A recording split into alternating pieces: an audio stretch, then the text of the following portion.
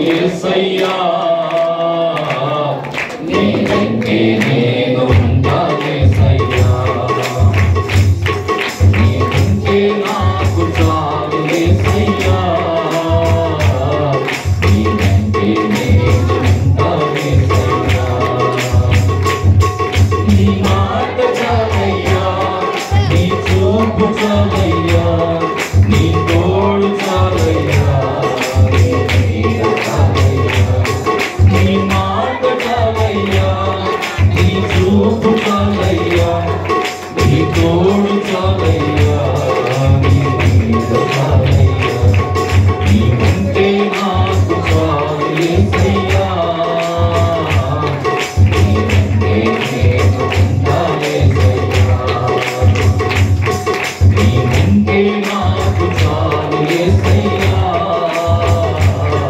నీ ఉంటే నేను ఉంటా యేసయ్యా ఎన్ని బాధలున్నను ఇబ్బందులైనను ఎంత కష్టము వచ్చినా నిష్ఠురమైనను ఎన్ని బాధలున్నను ఇబ్బందులైనను ఎంత కష్టము వచ్చినా నిష్ఠురమైనను నీ మాట చాలయ్యా నీ చూపు చాలయ్యా నీ తోడు చాలయ్యా నీ నీడ చాలయ్యా నీ మాట చాలయ్యా నీ చూపు చాలయ్యా నీ తోడు చాలయ్యా నీ నీడ చాలయ్యా నీ ఉంటే నాకు చాలు యేసయ్యా నీ ఉంటే నేను ఉంటా యేసయ్యా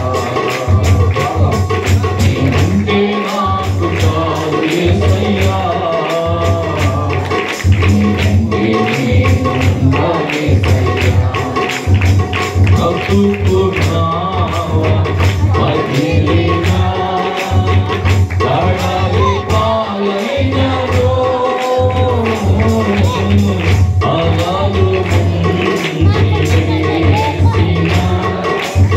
ఆశలు అనగానినా బ్రతుకున్నావా మదిలినా కడలి పాలైనను అలలు ముంచివేసిన ఆశలు అనగానినా నీ మాట చాలయ్యా నీ చూపు చాలయ్యా నీ తోడు చాలయ్యా నీ మీద చాలయ్యా పాడాలి పాడాలి నీ తోడు చాలయ్యా నీ మీద చాలయ్యా నీ ఉంటే నాకు చాలు యేసయ్యా నీ ఉంటే నేను ఉంటా యేసయ్యా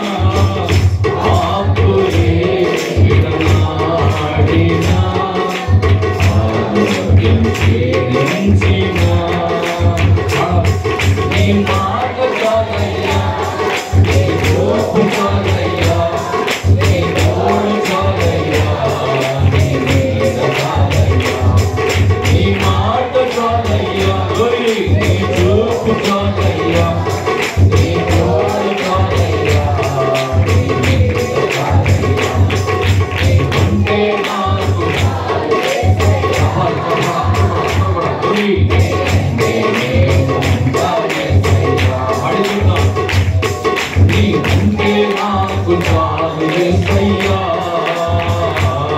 నీ వెంటే నేను ఉంటా యేసయ్యా నీ మాట చాలయ్యా నీ తోడు చాలయ్యా నీ నీడ చాలయ్యా నీ నీడ చాలయ్యా నీ మాట చాలయ్యా నీ చూపు చాలయ్యా నీ తోడు చాలయ్యా నీ నీడ చాలయ్యా నీ మాట చాలయ్యా నీ చూపు చాలయ్యా నీ తోడు చాలయ్యా నీ నీడ చాలయ్యా నీ ఉంటే నాకు చాలు యేసయ్యా నీ వెంటే నేను ఉంటానేసయ్యా హల్లెలూయా దేవునికి మహిమ కలుగును గాక ఆమేన్ నిజమే ప్రియులారా ఈ లోకంలో దావీదు అంటాడు ప్రభువా నువ్వు ఉంటే నాకు చాలు ఆకాశమందు నీవు నాకు ఉండగా ఈ లోకంలోనికి ఏ నీవు నాకు అక్కర్లేదు అనే ప్రత్యక్షత కేవలం దావీదుకు మాత్రమే వచ్చింది కాబట్టి ఆ మాట ఈరోజు దావీదు పలకగలిగాడు మనం మామూలుగా మన పెదవులతో పలుకుతాం ఏమని దావీదులాగా నేను పలకాలను ప్రభువా ఆకాశమందు నీవు నాకు ఉండగా నాకేది అక్కర్లేదు అంటాం కానీ పొద్దునే లేస్తే రెండు ఇడ్లీ లేకపోతే ఉండలేము అన్నింటి తగ్గెందుకు అవునా కదా దేవునికి స్తోత్రం హల్లెలూయా దేవునికి మహిమ కలుగును గాక ఫస్ట్ దానికి జీతం రాకపోతే ఉండలేము అవునా పెన్షన్ కనుక్కొని ఎలాగోపోతే ఉండలేము వయ్యా చేయూత పథకం నెల అందలేకపోతే నెల సంవత్సరంలో సార్ రాకపోతే ఉండలేము కాబట్టి దావీదు అనాలంటే మన వల్ల కాదు దేవునికి స్తోత్రం ఆసాం రాశాడు కీర్తన దేవునికి స్తోత్రం హల్లెలూయా కనుక ప్రియులారా దేవుని యొక్క వాక్యంలో ఈ ఉదయకాల సమయంలో కొద్ది నిమిషాలు దేవుని యొక్క వాక్యాన్ని శ్రద్ధగా విందాం హల్లెలూయా ఒకసారి లూకా సువార్త కూడా చూద్దాం ఇందాక మనం యెహోషువ గ్రంథం చదువుకున్నాం 2వ అధ్యాయము 8 నుండి 11 వరకు చదువుకున్నాం ఇందాక యెహోషువ గ్రంథం 2వ అధ్యాయము 8 నుండి 11 వరకు చదువుకున్నాం అలాగే లూకా సువార్త 4వ అధ్యాయము 16 నుండి 19 వరకు కూడా చదువుదాం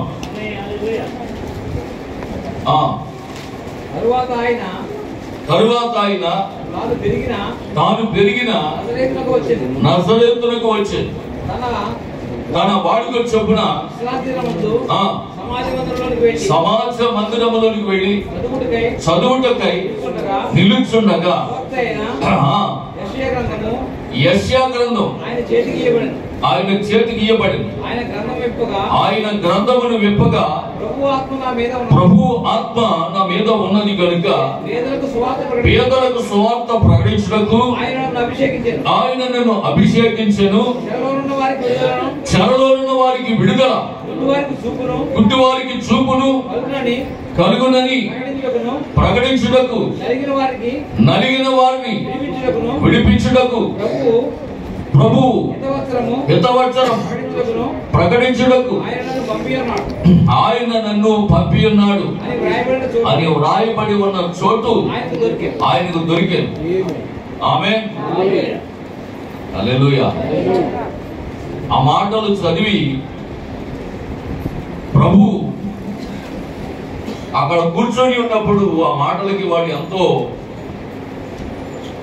ఆశ్చర్యచకితులయ్యారు ఆయన ఇంకా అదే లోపల చూస్తూ ఉన్నారు ఏంటి ప్రభు ఆత్మ నా మీద ఉన్నదంటున్నాడు ఈయన గుడ్డివారికి చూపివ్వడానికి వచ్చానన్నాడు పేదలకు సువార్త ప్రకటిస్తున్నానన్నాడు నలిగిన వారిని విడిపించడానికి వచ్చానంటున్నాడు అని వారి హృదయాల్లో వారు అనుకోవడం యేసు ప్రభు వారు చూశారు. చూసి ఆయన అన్నాడు, ఈ లేఖనము నేడు ఈ దినమున మీ వినికిడిలో నెరవేరింది అన్నాడు. ఇంకా పొరపాడైపోతాడు. దేవునికి స్తోత్రం, హల్లెలూయా, దేవునికి మహిమ కలుగును గాక. అప్పటికే ఒక సందిగ్ధంలో ఉన్నారు. పేదలకు సువార్త ప్రకటించడానికి, నలిగిన వారిని విడిపించడానికి, వింటున్నారా, గుడ్డి వారికి చూపివ్వడానికి అని చెప్పి వాక్యాలన్నీ చదువుతూ ప్రభు నా మీద, నా ఆత్మ నా మీద ఉన్నది అని ఆయన అట్లా చెప్తూ ఉంటే వాళ్ళ ఆలోచనలో పడ్డారు. పడిన తర్వాత వారి హృదయాన్ని ఎరిగిన దేవుడు కనుక ప్రభు ఒక మాట అన్నాడు, ఈ దినమున ఈ లేఖనము నేడు మీ వినికిడిలో నెరవేరింది అన్నాడు. వాళ్ళు ఇంకా నెరవేరుతుందేమో అని ఎదురు చూస్తున్నారు. కానీ ప్రభు అన్నాడు, ఇప్పుడే ఈ దినమే మీ వినికిడిలో ఇక్కడే నెరవేరింది అని చెప్పాడు. దేవునికి స్తోత్రం, హల్లెలూయా, దేవునికి స్తోత్రం కలుగును గాక.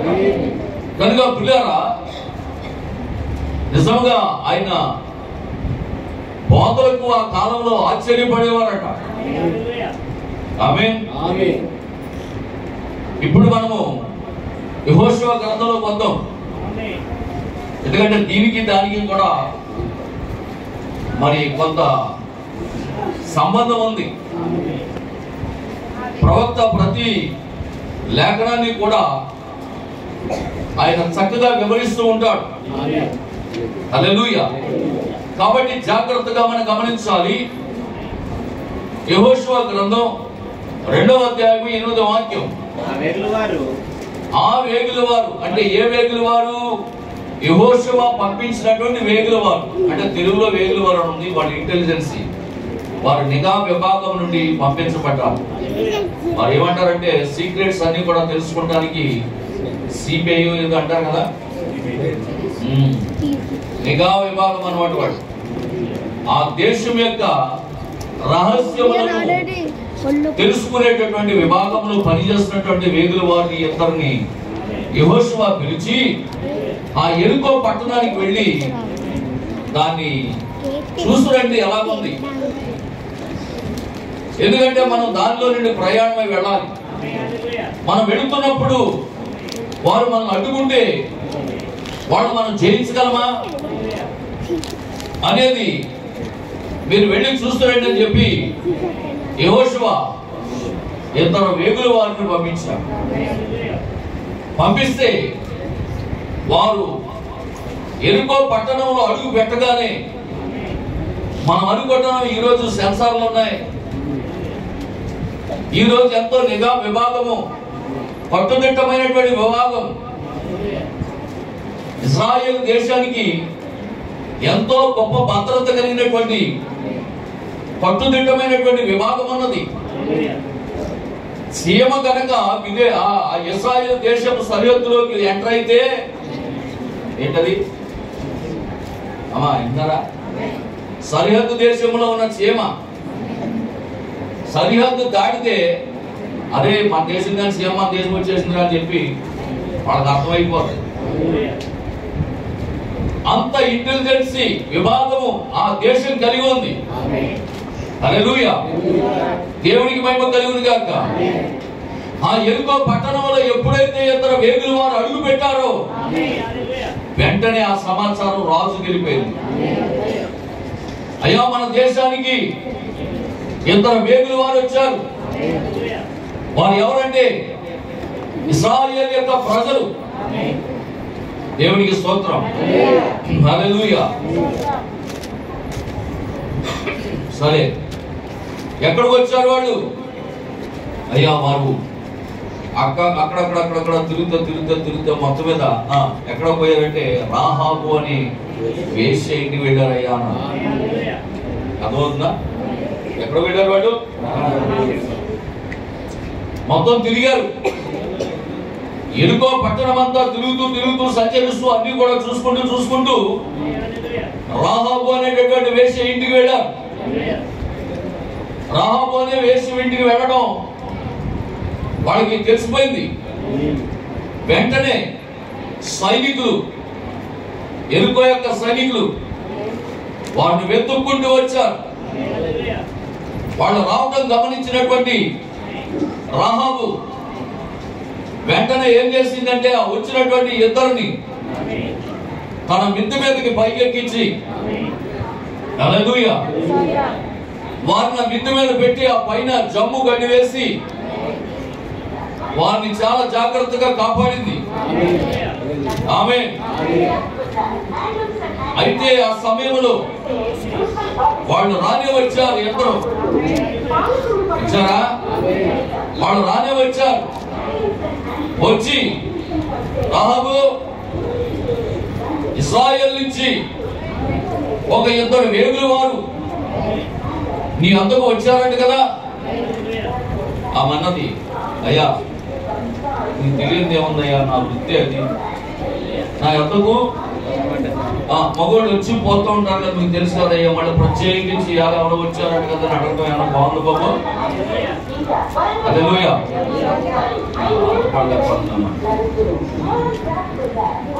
హల్లెలూయా. దేవునికి స్తోత్రం కలుగును గాక. వింటున్నారమ్మా? రాహాబు ఏమి అబద్ధమాడలా. ఎందుకంటే ప్రవక్త అన్నాడు రాహాబు నీతి కలిగిన స్త్రీ. ఆమేన్. ఆమె అబద్ధమాడలా. అయ్యా వచ్చారయ్యా, ఇద్దరు పురుషులు వచ్చారు. వాళ్ళు మళ్ళా తిరిగి ఇప్పుడే వెళ్ళిపోయారయ్యా అన్నారు. ఆమేన్. దేవునికి స్తోత్రం కలుగును గాక. హల్లెలూయా. దేవునికి మహిమ కలుగును గాక. ప్రవక్త అన్నాడు ఆమె చాలా నీతి కలిగినటువంటి వ్యక్తి.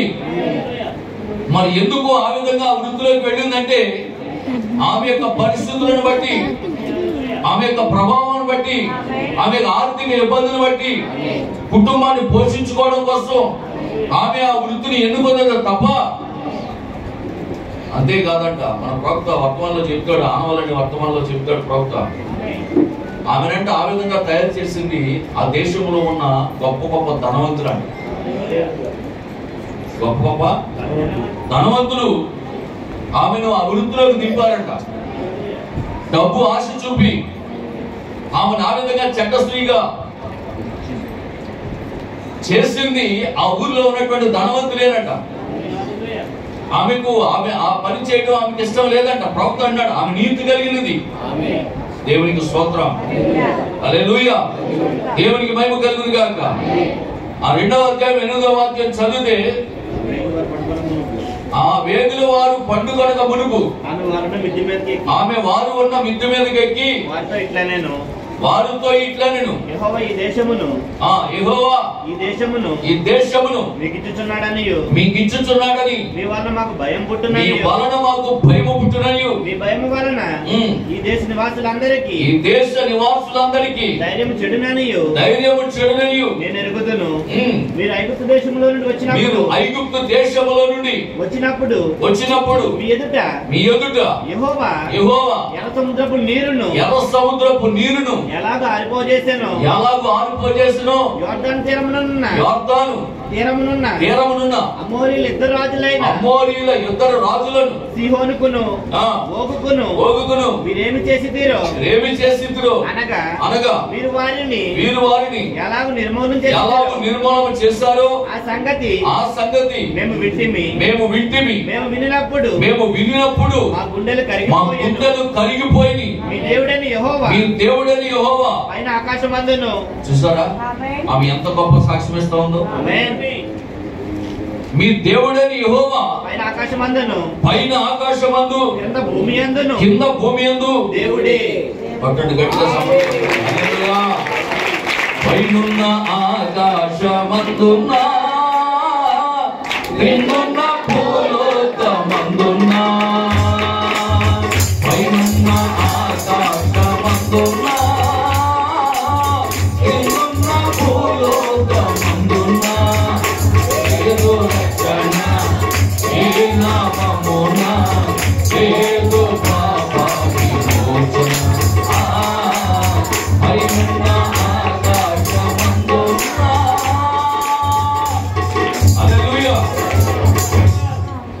పైన ఆకాశం అందే గాని భూమి అందును దేవుడే. హల్లెలూయా. మీ దేవుడు ఎంత గొప్పవాడంటే ఆకాశం అందు కూడా దేవుడే. మా దేవుళ్ళు అలా కాదు, మా ఊరికే దేవుడు, మా దేవుడు మా ఊరికే దేవుడు, మా దేశానికే దేవుడు, బయట దేశానికి వెళ్తే ఎవడాడా అంటాడు. అర్థమవుతుందండి? మన దేవుళ్ళని ఇక్కడున్న దేవుళ్ళని ఆస్ట్రేలియా కానీ, అమెరికా కానీ, లేకపోతే వేరే వేరే లండన్ కానీ, చైనా కానీ అక్కడికి వెళ్తే చెప్పండి, నాకు తెలియదు. హల్లెలూయా. దేవునికి స్తోత్రం కలుగును గాక. వాళ్ళకి తెలియదు. కానీ యేసుక్రీస్తు ప్రభు అయితే ఆయన ఆకాశమందు దేవుడే, భూమి అందును దేవుడే అని ఒక రాహాబు సాక్ష్యం ఇస్తా ఉన్నది. హల్లెలూయా. దేవునికి స్తోత్రం కలుగును గాక. రాహాబు సాక్ష్యం ఇస్తా ఉన్నది, ఆకాశమందు మీ దేవుడు దేవుడే, భూమి మీద మీ దేవుడు దేవుడే. మీ ఎదుట ఎట్టి మనుషులకైనా ధైర్యం ఏమాత్రము ఉండదు. నేను మీకు ఉపకారం చేసేదని కనుక మీరును నా తండ్రి ఇంటికి ఉపకారము చేసి నాకు నిజమైన ఆనవాళ్ళని ఇచ్చి నా తండ్రియు నా తల్లియు నా అన్నదమ్ములు నా అక్క చెల్లెళ్ళు వారికి కలిగి ఉన్న వారందరూ చావకుండా బ్రతుకనిచ్చి రక్షించినట్లుగా దయచేసి యెహోవా తోడని ప్రమాణము చేయుడనెను. ఆమేన్. అయ్యా నేను నన్ను అందరినీ కాపాడు బాబు అని అడగల. నా మాటలు అర్థమవుతున్నాయి. అయ్యా మీ దేవుని యొక్క శక్తి నాకు తెలుసు, మీ దేవుని యొక్క గొప్పతనం నాకు తెలుసు. హల్లెలూయా. దేవునికి స్తోత్రం కలుగును గాక. కాబట్టి మీ దేవుడు ఈ యెరికో పట్టణాన్ని స్వాధీనం చేసుకోగలిగిన శక్తివంతుడు. ఆమేన్. కాబట్టి నన్ను కొంచెం జ్ఞాపకం చేసుకోండి ఆయన. మా ఊరు యుద్ధానికి వచ్చినప్పుడు, మా దేశం మీదకి యుద్ధానికి వచ్చినప్పుడు నన్ను జ్ఞాపకం చేసుకోండి, నన్ను కాపాడండి బాబా అని అడగలా. నన్నే కాదు, నా తండ్రిని, నా తల్లిని, నా చెల్లిని, నా అన్నను, మా అక్కోళ్ళని, మా బావోళ్ళని, మా మేనల్లుల్ని, మా మేనగోళ్ళని,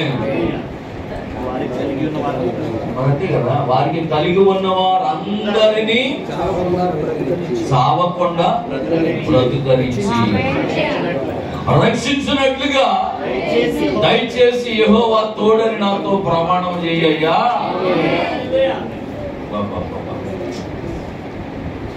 ప్రవక్త అన్నాడు, I love Rahab Rahab I love అంటాడు. నేను రాహాబుని ఎంతగానో ప్రేమిస్తున్నాను. ఎందుకంటే ఈరోజు అలాగ రాహాబు లాగా నీ తండ్రి గురించి, నీ తల్లి గురించి, నీ సహోదరుడి గురించి, నీ బంధువుల గురించి, నీ ఇంటి వారి గురించి నువ్వు ఆలోచన చేస్తున్నావా? మనం రక్షించబడితే సరిపోతుందని మనం అనుకుంటున్నామా? నీ ఇంటిలో ఇంకా రక్షణ పొందనటువంటి వారి గురించి నువ్వు ఆలోచన చేస్తున్నావా? కానీ రాహాబు ఆలోచన చేసినట్ట, అయ్యా నేను ఒక్కదాన్నే రక్షించబడితే చాలయ్యా, నా తండ్రి రక్షించబడాలి, నా తండ్రి, నా అన్నదమ్ములు, నా చెల్లెలు, నాకు కలిగి ఉన్న వారందరూ. మాట వంటకి ఏంటంటే నేను ఒళ్ళు జలపరిస్తా ఉన్నాను. ప్రవక్త అన్నాడు, ఐ లవ్ రాహాబు. హల్లెలూయా. దేవునికి స్తోత్రం కలుగును గాక. ప్రవక్త అంటాడు, ఇశ్రాయేలు యొక్క దేవుని గురించి ఆమె విన్నది, విశ్వసించినది. యెరికో పట్టణస్థులందరి వలె కాదు. యెరికో పట్టణస్థులు వినలేదా? విన్నారు. ఎవరి గురించి? ఇశ్రాయేలు దేశపు దేవుని గురించి. యెరికో పట్టణస్థులు అందరూ వినలేదా అంటే విన్నారు. కానీ ప్రవక్త అంటున్నాడు, ఈ రాహాబు మాత్రం అందరి వలె విన్నది కాదంట, ఆమె డిఫరెంట్ గా ఉన్నదంట. హల్లెలూయా. ఆమె వినటమే కాదట, ఆమె ఆయన్ని నమ్మిందంట. రోమ 10:17 చెప్పినట్లుగా, కాగా వినుట వల్ల విశ్వాసం కలుగును, వినుట క్రీస్తును కూర్చిన మాట వల్ల కలుగును. ఆమె మూసేది మన తలపైకి చదివేసాను, అయిపోయింది అప్పుడే. హల్లెలూయా. దేవునికి స్తోత్రం కలుగును గాక. వింటున్నారా? కనుక ప్రియమైనటువంటి దేవుని పెట్టారా, ఆమె వారితో ఏమంటుంది అంటే, నేను ఎరుగుదును ఈ దేశమును మీ దేవుడు నిశ్చయముగా మీకు ఇచ్చును. ఎంత నమ్మకం చూడండి రాహాబుకి. ఆ వచ్చిన వాడికి ఉందో లేదో తెలియదు కానీ, ఆ వచ్చిన వేగుల వారికి ఉందో లేదో తెలియదు కానీ, ఈ రాహాబు ఏమంటుందంటే, అయ్యా నేను ఎరుగుదును ఈ దేశమును మీ దేవుడు నిశ్చయముగా మీకు ఇచ్చును అంటుందంట. ఇష్టం కాదయ్యా, ఇచ్చేసాడు మీకు. ఈ దేశాన్ని దేవుడు మీకు ఇచ్చేసాడు. హల్లెలూయా. దేవునికి స్తోత్రం కలుగును గాక. మన ప్రవక్త అంటున్నాడు, ఆమె ఒక గొప్ప ప్రత్యక్షత కలిగి ఉంది. ఆమె ఒక చెడ్డ స్త్రీ కావచ్చు, పరిస్థితుల ప్రభావము ఆమెను ఆ విధంగా చేసినవి, అయినను ఆమె ఒక నీతి కలిగిన స్త్రీ. ఆమె ఇశ్రాయేలు దేవుని గురించి వినినప్పుడు ఆమె విని విడిచిపెట్టలేదు గాని ఆయన యందు నమ్మిక ఉంచింది. ఆమేన్. నీవు నిత్యము సేవించుతున్న నీ దేవుని గురించి ప్రతి ఆదివారము మందిరానికి వచ్చి దేవుని యొక్క వాక్యాన్ని విని ఆయన యందు నీవు నమ్మిక ఉంచుచున్నావా? రాహాబునకు ఉన్నంత నమ్మకము విశ్వాసము నీకు ఉన్నదా? ఇశ్రాయేలు యొక్క సైన్యము గొప్ప యుద్ధ ప్రావీణ్యత కలిగినటువంటి వారు కాదు వాళ్ళు. అర్థమవుతుందండి? అయ్యా మీ దేవుడు ఎలా ఉన్నా కానీ మీ ఇశ్రాయేలు యొక్క సైన్యం అని చూసావా? అయ్యో మామూలు కాదండి, వాడు చాలా బలమైనోళ్ళు, వాళ్ళు బాగా యుద్ధంలో ఆరితేరినోళ్ళు. కాబట్టి వారిని బట్టి ఈ దేశాన్ని దేవుడు మీకు ఇస్తాడని అనట్లేదు ఆవిడ. మీ దేవుడిని బట్టి. ఎందుకంటే ఇశ్రాయేలీయులు ఆ సైనికులు ఎక్కడ ట్రైనింగ్ అయినోళ్ళు కాదు. వాళ్ళకి పెద్దగా యుద్ధ ప్రావీణ్యత ట్రైనింగ్ వాళ్ళకి లేదు. కేవలం వాళ్ళు ఏం చేస్తారంటే ఆ యొక్క న్యాయాధిపతి కానివ్వండి, సైన్యాధిపతి కానివ్వండి, లేకపోతే రాజు కానివ్వండి, కేవలం వాళ్ళు చెప్పిన మాట వాళ్ళు వింటారంటే. విన్నారా? వాడు ఏం చేయరండి, ఏం చెప్తా చేస్తారు. రే అబ్బాయి నిలబడండి వరుసగా అన్నారనుకోండి, అంతే వచ్చిన వరుసగా నిలబడతారు. హల్లెలూయా. దేవునికి స్తోత్రం. రే గంతెలా పట్టుకుంటారా అంటే ఇలా పట్టుకుంటారు, గాలిలో పెట్టరా అంటే పెడతారు. హల్లెలూయా స్తుతి మహిమ ఎల్లప్పుడూ దేవునికి ఇచ్చేదము. పాడండి అబ్బాయి అంటే పాడతారు అంతే. వాడు ఇంకేం చేయదు. దేవుడు ఏది చెప్తే అది చేస్తారు వాడు. హల్లెలూయా. అందుకే రాహాబు అంటుంది, ఇశ్రాయేలు యొక్క సైన్యము గొప్పది కాదు కానీ ఇశ్రాయేలు కలిగి ఉన్న దేవుడు గొప్పవాడు. హల్లెలూయా. దేవునికి స్తోత్రం కలుగును గాక. దేవునికి మహిమ కలుగును గాక. కనుక ప్రియమైనటువంటిది ఏం పెట్టారా, ఇశ్రాయేలు యొక్క సైన్యము గొప్ప యుద్ధ ప్రావీణ్యత కలిగిన వారు కాదు కానీ దేవుడే వారి పక్షముగా ఉండి యుద్ధం చేస్తున్నాడు అని ఆమె ఎరిగి ఉన్నది. హల్లెలూయా. దేవునికి స్తోత్రం. అంతేకాదు యెరికో ప్రజలందరికీ ఆ విషయం తెలియదు. ఆమేన్. హల్లెలూయా. మీ దేవుడైన యెహోవా ఆకాశమందు భూమి యందును దేవుడే. ఆమేన్. ఈ రాహాబును చూసి క్రైస్తవులమైన మనము ఒకటి నేర్చుకోవాలి. అదేమనగా ఇతరుల పట్ల కనికరము చూపుట. ఈ రాహాబుని చూసి ఏం నేర్చుకోవాలి చెప్పండి? చెప్పాలి. ఇతరుల పట్ల కనికరము చూపుట. ఉక్కు మొహం తెలియదండి.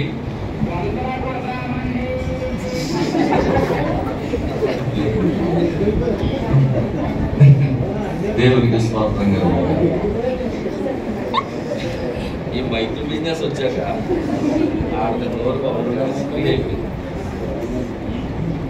సరే మనుషులు పిల్లరా చూడండి, మన ప్రవక్త అన్నాడు, ఈ రాహాబును చూస్తుంటే మనం క్రైస్తవులుగా ఒకటి నేర్చుకోవాలంటే ఏంటంటే ఇతరుల పట్ల కనికరము చూపుతారు. ఆ వచ్చిన వేగుల వారు ఎవరో ఆమెకు తెలియదు. మన ప్రవక్త అన్నాడు, రోజు ఆమె దగ్గరికి ఎంతో మంది పురుషులు వచ్చి వెళుతూ ఉంటారు. కానీ ఆ రోజు వారిద్దరిని కూడా ఆమె చూసినప్పుడు వారి పట్ల ఆమె వ్యవహరించిన తీరు, హల్లెలూయా, దేవునికి స్తోత్రం కలుగుగాక, చాలా అద్భుతం అంటాడు ప్రవక్త. మొట్టమొదటిలో వాళ్ళిద్దరిని లోపలికి ఆహ్వానించినప్పుడు, లోనికి వచ్చినప్పుడు అంట ఆమె వారిద్దరిని చూసి చాలా వ్యంగ్యముగా మాట్లాడిందంట, చాలా అపహాస్యంగా, చాలా మరి ఏదో అంటారు కదా వేళాకోళమైనటువంటి మాటలతో మాట్లాడిందంట. అయితే వాళ్ళు అసలు ఏమాత్రము కూడా ఆమె పట్ల అగౌరవంగా మాట్లాడకుండా ఒక తల్లి బలి, చెల్లి బలి, అమ్మా అని మాట్లాడుతూ వారు మాట్లాడిన మాటలు ఆమెను ఆకర్షించినాయంట. హల్లెలూయా, దేవునికి స్తోత్రం కలుగునుగాక, దేవునికి మహిమ కలుగునుగాక. అంత గొప్ప మరి ఆ మాటలు ఆమె విని తన హృదయంలో వాటిద్దరిని కూడా చేర్చుకొని, హల్లెలూయా, వారి మీద కనికర పడిందంట. ఆమేన్. అందుకే ప్రవక్త అంటాడు, ఈ రాహాబును చూసి క్రైస్తవులమైన మనము ఒక నేర్చుకోవాలని ఏమంటే ఇతరుల పట్ల కనికరము చూపుతాం. అప్పుడు దేవుడు నీ పట్ల కనికరము చూపును. లోకములో ఉన్నవాళ్ళు అందరూ చెడ్డవాళ్ళని, మనము మాత్రమే మంచివాళ్ళమని మనం అందరం అనుకుంటాం. ప్రవక్త అంటాడు, ఏమంటాడు తెలుసా, లోకంలో ఉన్నవాళ్ళు అందరూ చెడ్డోళ్ళు, మనం ఒక్కడమే మంచోళ్ళు అని ఎవరికి వారే మనమందరం అనుకుంటాం. కానీ మనలో ఎవరు మంచివాళ్ళు ఎవరు చెడ్డవాళ్ళు అనేది దేవుడు తెలుసు. హల్లెలూయా. అయినను దేవునికి కావాల్సింది పాపులే. దేవునికి కావాల్సింది పాపులు. దేవునికి కావాల్సింది పాపులే. హల్లెలూయా, దేవునికి స్తోత్రం కలుగునుగాక. ఎందుకనగా ఆయన అంటున్నాడు, వారిని మార్పు చేసి రక్షించడానికి దేవుడు వచ్చాడు. రాహాబు అనే స్త్రీ ఒక అన్యురాలు, ఆమె వీధిలో ఒక వేశ్యగా జీవించున్నది. అయితే ఆమె ఒక జీవం గల దేవుని గురించి విన్నది. ఆమేన్. ఎవరా దేవుడు అంటే కదిలే దేవుడు. ఎవరా దేవుడు అంటే వారితో సహవాసం చేసే దేవుడు. ఎవరా దేవుడు అంటే వారి మధ్య నివసించే దేవుడు. ఎవరా దేవుడు అంటే ఇశ్రాయేలుకు సహాయం చేసే దేవుడు. నా దేవుడు ఉన్నారు కానీ ఎక్కడ అడిగితే ఆవిడే అంటుంది. రాహాబు సాక్ష్యం ఇస్తా ఉంది, మా వాళ్ళు ఉన్నారు, ఎక్కడ కుదిరితే అక్కడే ఉంటారు తప్ప కాదంలో. కానీ మీ దేవుడు ఉన్నాడు చూసావా, మీరు ఎర్ర సముద్రం దగ్గరికి వెళ్తే అక్కడికి వచ్చేస్తున్నాడు, అరణ్యంలోకి వెళ్తే అక్కడికి వచ్చేస్తున్నాడు. ఎర్ర సముద్రంకి వచ్చిన దేవుడు, అరణ్యంలోకి వచ్చిన దేవుడు, ఎడారిలోకి వచ్చిన దేవుడు ఎన్నుకోగలక రాగా. ఆమేన్. అందుకే నాకు భయం వేస్తుంది బాబా, మీ దేవుడు ఎట్టయినా వచ్చేస్తాడు, మా దేశాన్ని స్వాధీనం చేసేసుకుంటాడు. హల్లెలూయా, దేవునికి స్తోత్రం. ఆమేన్. ఇశ్రాయేలు మధ్య జీవిస్తున్న దేవుడు అని ఆమె నమ్మింది. ఆయన ఇశ్రాయేలు పట్ల చేసిన అద్భుత కార్యములను గురించి, ఆశ్చర్య కార్యములను గురించి విన్నది. వేగుల వారైనటువంటి ఇద్దరు మనుషులు ఆ ఎరుకో పట్టణంలో ప్రవేశించినప్పుడు వారిని పట్టుకోవాలని ఆ ఎరుకో పట్టణ సైనికులు వెతుకుతున్నట్లుగా ఆమె విని వారిద్దరిని తన ఇంటిలో మిద్దె మీద దాచిపెట్టింది. ఆమేన్. హల్లెలూయా, దేవునికి స్తోత్రం కలుగునుగాక. కనుక ప్రియమైనటువంటి దేవుని బిడ్డలారా, వారికి సహాయపడి ఆమె అడిగినటువంటి మాట ఏంటో తెలుసా, అయ్యా నేను మీకు ఉపకారం చేసింది కనుక, అయ్యా నేను మీకు ఉపకారం చేసింది కనుక మీరును నాకు నా ఇంటి వారికి అపకారం చేయమన్నా చెప్పండి. ఉపకారికి ఉపకారమే చేయాలి. హల్లెలూయా. నేను మీకు ఉపకారం చేసింది కనుక మీరు తిరిగి నాకు నా ఇంటి వారికి ఉపకారం చేయండి అయ్యా అని చేతిలో చేయించుకుని వారి దేవుని నామము చేత ప్రమాణం చేయించుకున్నాడు. అప్పుడు ఆయన వెళుతూ అమ్మాయి ఓ పని అయితేని నేను నీకు ఒక ఆనవాలు ఇస్తాను, నేను నీకు ఒక ఆనవాలు ఇస్తాను. హల్లెలూయా. ఏ తాడుగొండ అయితే నువ్వు మమ్మల్ని కిందకు దించావు ఆ తాడు తీవాక నీ కిటికీకే కట్టుంచు, ఆ తాడు కిటికీకే కట్టుంచు. మా ఇజ్రాయేలీలు మీ దేశం మీదకి యుద్ధానికి వచ్చినప్పుడు మా యొక్క ఆనవాళ్ళు చెప్తాం. పలానా ఇంటికి ఒక ఎర్రని తాడు వేలాడుతూ ఉంటుంది కిటికీకి, ఆ ఇంటి జోలికి పోవద్దు, ఆ ఇంటిలో ఉన్న వారిని ఎవరిని చంపొద్దు, ఎందుకంటే ఆ ఇంటి వారు మా ప్రాణములను కాపాడారు కనుక. ఆమేన్. ఆ ఇంటి వారు మా ఇద్దరు ప్రాణాలు కాపాడారు కనుక మనము ఆ ఇంటి వారి ప్రాణాలు కాపాడాలని నీకు నేను ప్రమాణం చేస్తున్నానని చెప్పి ఒక ఆనవాలు ఇచ్చి పెట్టారు. అప్పుడు రాహాబ్ ఏం చేసిందో తెలుసా? యుద్ధానికి ముందు ఆమె తండ్రిని, తల్లిని, అన్నయ్యుల్ని, బంధువుల్ని, రక్త సంబంధుల్ని అందరినీ కూడా, అందరికీ ఫోన్ చేసిందో లేకపోతే ఉత్తరాలు రాసిందో లేకపోతే కౌలు అర్పిందో నాకు తెలియదు, కానీ అబ్బాయి మీరు ఎక్కడ ఉండొద్దు, మా ఇంటికి వచ్చేయండి, భద్రత ఇక్కడే ఉన్నది, ఆనవాళ్ళు నాకు ఇచ్చేయగలరు వాళ్ళు, మన కుటుంబం రక్షించబడుతుంది, మీరు ఎక్కడున్నా సరే అందరూ మా ఇంటికి వచ్చేయండి, ఇక్కడే రక్షణ ఉన్నది, ఇక్కడే భద్రత ఉన్నది అని చెప్పి వారందరికీ సమాచారం అందించింది. హల్లెలూయా. దేవునికి స్తోత్రం కలుగును గాక. కనుక ప్రియమైనటువంటి దేవుని బిడ్డలారా, ఇక్కడ జరిగినటువంటి కార్యం ఏంటంటే ఆ ఎరుకో గోడలు చాలా బలమైనవంట. ఎరుకో గోడలు చాలా బలమైనవి, వెడల్పోయినవి. అలాంటి గోడలు పడగొట్టడానికి ఇశ్రాయేలు సైన్యం దగ్గర బలం లేదు, శక్తి లేదు. ఏం చేయాలో దిక్కుతోచని స్థితిలో వాళ్ళు ఉన్నప్పుడు దేవుడు వారికి గొప్ప ఆలోచన ఇచ్చాడు. అబ్బాయి మీరు ఏం చేయొద్దురా, శుభ్రంగా మీరు ఆ గోడల చుట్టూ 7 మార్లు తిరగండి, చుట్టూ తిరగండి, పాడుతూ ఉండండి, ఆరాధిస్తూ ఉండండి, స్తుతిస్తూ ఉండండి, కేకలేస్తూ ఉండండి అన్నారు. అలాగా వాళ్ళు ఏం చేశారంటే రోజు కూడా ఇశ్రాయేలీయులు ఆ ఎరుకో గోడల చుట్టూ పాటలు పాడుకుంటూ తిరుగుతూ ఉంటే, కేకలేస్తూ ఉంటే ఆ ఎరుకోలో ఉన్న వాళ్ళు అందరూ అనుకున్నారంటే ఒరే వీళ్ళ దగ్గర ఆయుధాలు లేవు, యుద్ధం చేయడానికి శక్తి సరిపోక మనల్ని వేడుకోవడానికి, మనల్ని బతిమాలుకోవడం కోసం వాడు పాటలు పాడుకుంటా ఎరికాకులు వేసుకుంటా ఈ ఎరుకో గోడల చుట్టూ తిరుగుతున్నారా, వాని వాళ్ళ పనాలు చేసుకునే ఉంటారా అనుకున్నారు. దేవునికి స్తోత్రం. హల్లెలూయా. దేవునికి మహిమ కలుగును గాక. ఈ ఇశ్రాయేలీయులు వీళ్ళందరూ కూడా ఎరుకో గోడల చుట్టూ తిరుగుతున్నప్పుడు అంట వాళ్ళు పాడుతున్న పాటలకి, వాళ్ళు చేస్తున్న స్తుతి ఆరాధనకి రాళ్ళు గొంతులేకి మొదలైతున్నారు. ఏ రాళ్ళు? అది గోడ కట్టిన ఎరుకో గోడలకి రాళ్ళు వేశారు కదా, ఎరుకో గోడ కట్టిన రాళ్ళు ఉన్నాయి కదా, వీళ్ళు పాడుచున్న పాటలకి, చేస్తున్న ఆరాధనకి దేవునితో పాటు గోడలో ఉన్న రాళ్ళు ఏం చేసినాయంట? నా మటలు చూసారండి ఊరుకోండి పాస్ గారు, పిల్లలు ఏదో గొంతులు వేసారండి మీ పాటలకు, అదొక ఆనందం.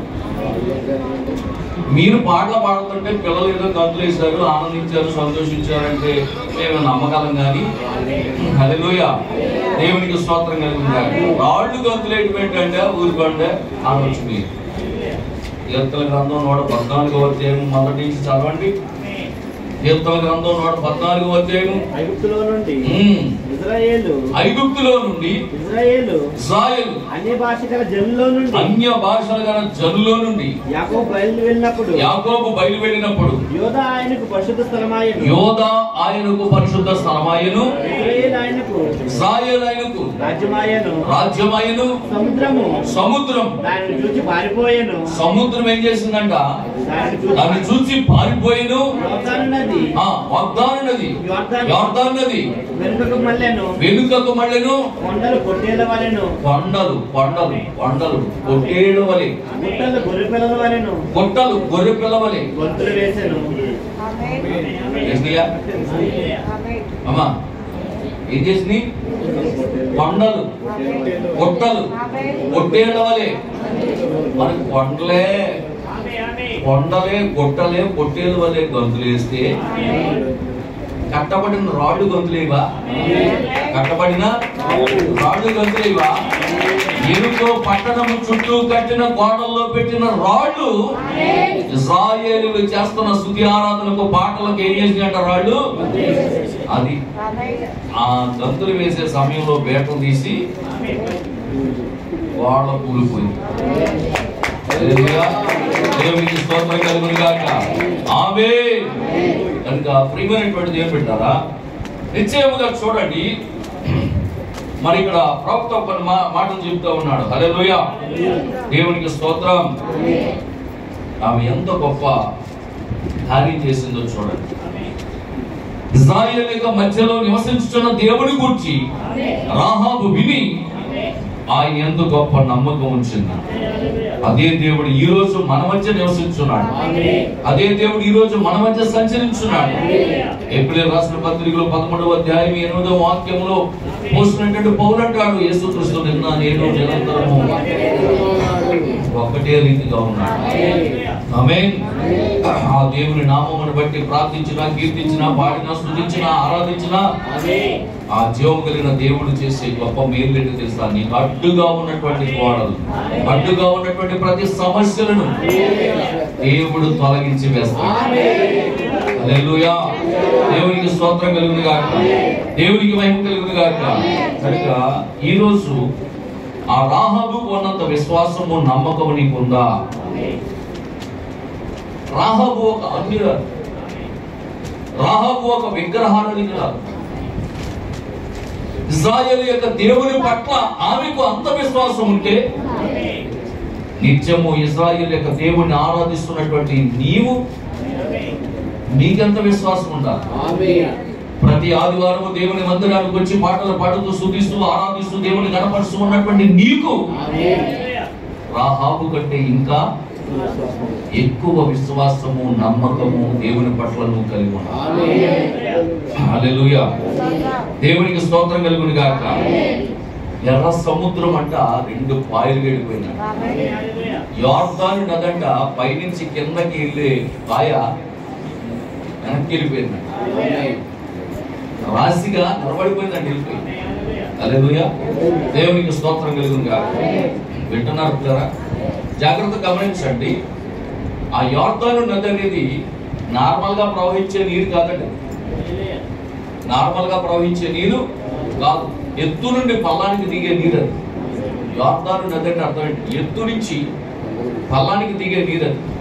ఎప్పుడైతే యాజకులు యోర్దానులో అడుగు పెట్టారో వాడి పాదములకు నీళ్లు తగలగానే ఆ నీళ్లు ఏకరాశిగా ఆ నీళ్లు వెనక్కి వెళ్ళిపోయినాడు.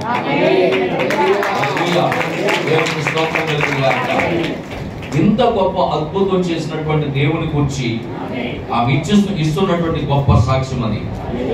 హల్లెలూయా. అంత మాత్రమే కాదు, నీటిని రక్తముగా మార్చిన దేవుడు. ఆమేన్. హల్లెలూయా. ఈనాడు ఆయన మన మధ్య ఎలాంటి దేవుడిగా ఉన్నాడో తెలుసా? ఆనాడు నీటిని రక్తంగా మార్చాడు, ఈనాడు నీటిని ద్రాక్షరసంగా మార్చాడు. అదే దేవుడు, ద సేమ్ గాడ్. హల్లెలూయా. అదే దేవుడు ఈరోజు నీటిని రసంగా మార్చాడు. ఆమేన్. హల్లెలూయా. అదే ద్రాక్షరసంని ఈరోజు దేవుడు మరలా తిరిగి రక్తంగా మార్చాడు. అందుకే అన్నాడు, నా శరీరము తిని నా రక్తము పానం చేయవాడు. ఏంటా రక్తం? అది ద్రాక్షరసం. హల్లెలూయా. వింటున్నారా? నీటిని రక్తంగా మార్చాడు, ద్రాక్షరసమును చెప్పండి తిరిగి ద్రాక్షరసంగా మార్చాడు. అర్థమవుతుందా? మరి ఎంత గొప్ప దేవుణ్ణి ఆరాధిస్తున్నాం మనము. ఆయన పట్ల మనకి ఎంత గౌరవం ఉండాలి, ఎంత విధేయత ఉండాలి, ఎంత నమ్మకం ఉండాలి, ఎంత విశ్వాసం ఉండాలి. రాహాబు కలిగిన విశ్వాసము కంటే, రాహాబు కలిగి ఉన్న నమ్మకము కంటే ఎక్కువ నమ్మకం, విశ్వాసం ఈరోజు ప్రతి క్రైస్తవుడు కలిగి ఉండాలి. హల్లెలూయా. దేవునికి స్తోత్రం కలుగును గాక. ఆమేన్. వ్యభిచారం చేత పట్టబడినటువంటి స్త్రీని రాళ్లతో కొట్టి చంపడానికి ప్రయత్నిస్తున్నప్పుడు ఆయన వెళ్ళి పలికిన మాట, అమ్మా నేను ఎవరు కొట్టలేదా తల్లి? అయ్యా ఎవరు కొట్టలేదయ్యా, పాపం లేనివాడు నువ్వు అక్కడమే, నేను కూడా నేనేమి చేయను, ఇక ఎన్నడూ నువ్వు పాపము చేయకుండా ఆమేన్ నువ్వు కాపాడుకుంటూ భద్రంగా ఉండు తల్లి, వెళ్ళిపో అన్నాడు. ధర్మశాస్త్రం చెప్తుంది రాళ్ళతో కొట్టి చంపని, దాని కృప ఆమెను వెతుక్కుంటూ వచ్చింది. హల్లెలూయా. కృప చేత రక్షించబడింది. ఆమేన్. హల్లెలూయా. దేవునికి స్తోత్రం కలుగును గాక. కనుక ఈనాడు మనము ఆయన మీద ఇంకా ఎంత నమ్మకం ఉంచాలి. ఆనాడు ఇశ్రాయేలు యెరికో గోడల చుట్టూ 7 మార్లు తిరుగుతూ దేవుని స్తుతిస్తూ పాడుతూ ఆర్భాటం చేస్తూ దేవుని ఆరాధిస్తున్నప్పుడు యెరికో గోడలలోని ప్రతి రాయి కదిలించబడింది. ఆమేన్. ఆ రాహాబు నివసించున్నటువంటి గోడలు ఏ ఒక్క రాయి కదిలించబడకుండా అది నేటికి నిలిచి ఉన్నది. ఆమేన్. హల్లెలూయా. దేవునికి స్తోత్రం కలుగును గాక. దేవునికి మహిమ కలుగును గాక. ఇశ్రాయేలు యొక్క దేవుని పట్ల రాహాబుకు ఉన్నటువంటి విశ్వాసం, నమ్మకము తన ఇంటి వారిని కాపాడింది. తన తల్లిదండ్రులను, తన అన్నదమ్ములను, తన అక్క చెల్లెలను, తన బంధుమిత్రులను, తన రక్త సంబంధులందరినీ ఆ ఇంటిలోనికి ఆహ్వానించిందంట. ఆమేన్. హల్లెలూయా. మన ప్రవక్త అంటాడు, ఆమె ఇంటి బోర్డు అంటే ఎలా మార్చబడిందో తెలుసా? చెప్పనా? ఇదివరకు వేశ్య, రాహాబు వెల్కమ్, రాహాబు వేశ్య వెల్కమ్ అని ఉన్న బోర్డు ఈరోజు ఆ వర్తమానం, వేగులు వారు వచ్చి చెప్పిన వర్తమానం విని ఆ బోర్డు తిరగేసి ప్రభు అయిన యేసుక్రీస్తు ప్రార్థనా మందిరం. దేవునికి స్తోత్రం కలుగును గాక. ఎలా మార్చబడింది? ప్రభు అయిన యేసుక్రీస్తు ప్రార్థనా మందిరంగా మార్చబడింది. ఆ మందిరంలోనికి తన తల్లిదండ్రులు పిలిచింది. ఆ మందిరంలోనికి తన రక్త సంబంధులను, బంధుమిత్రులందరినీ పిలిచింది. హల్లెలూయా. అనేక మంది ఆ మందిరంలోకి వచ్చి రక్షించబడతా ఉన్నారు. ఆమేన్. ఎంతో మందిని రక్షణలోకి నడిపించిందంట రాహాబు. తన యొక్క వృత్తిని విడిచిపెట్టేసిందంట. హల్లెలూయా. కత్తిరించుకున్న జుట్టు కత్తిరించడం మానేసింది. ఆమేన్. తన వస్త్రధారణ పూర్తిగా మారిపోయింది. ఆమె పొట్టు జాకెట్లు అన్ని పొడుగు జాకెట్లు అయిపోయినాయంట. ఆమేన్. హల్లెలూయా. ఆ యొక్క జ్యువెలరీ అంతా కూడా తీసుకునేసిందంట. హల్లెలూయా. ఆ పిచ్చి అన్ని కూడా పెట్టుకుని ఎందరినో ఆకర్షించేదంట. అవన్నీ కూడా తీసుకునేసింది. ఇప్పుడు ఆమె ఎట్ట మారిపోయిందంటే సామాన్యమైనటువంటి స్త్రీ. హల్లెలూయా. దేవునికి స్తోత్రం కలుగును గాక.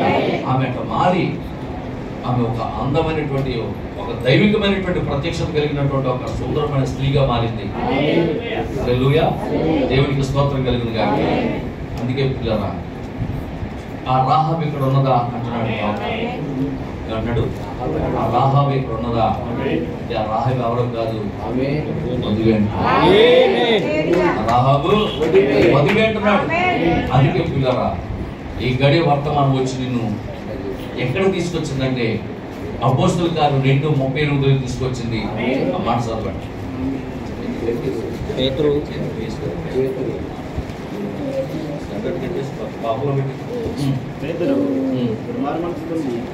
పేతురు మీరు మారు మనసు పొంది పాప క్షమాపణ నిమిత్తము ప్రతివాడును యేసుక్రీస్తు నామమున బాప్తిస్మం పొందండి.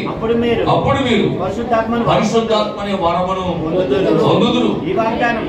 ఈ వాగ్దానం మీకు మీ పిల్లలకు దూరస్తులందరికీ అనగా ప్రభు అయిన మన దేవుడు తన యొక్కకు పిలిచిన వారందరికీ ఆమేన్.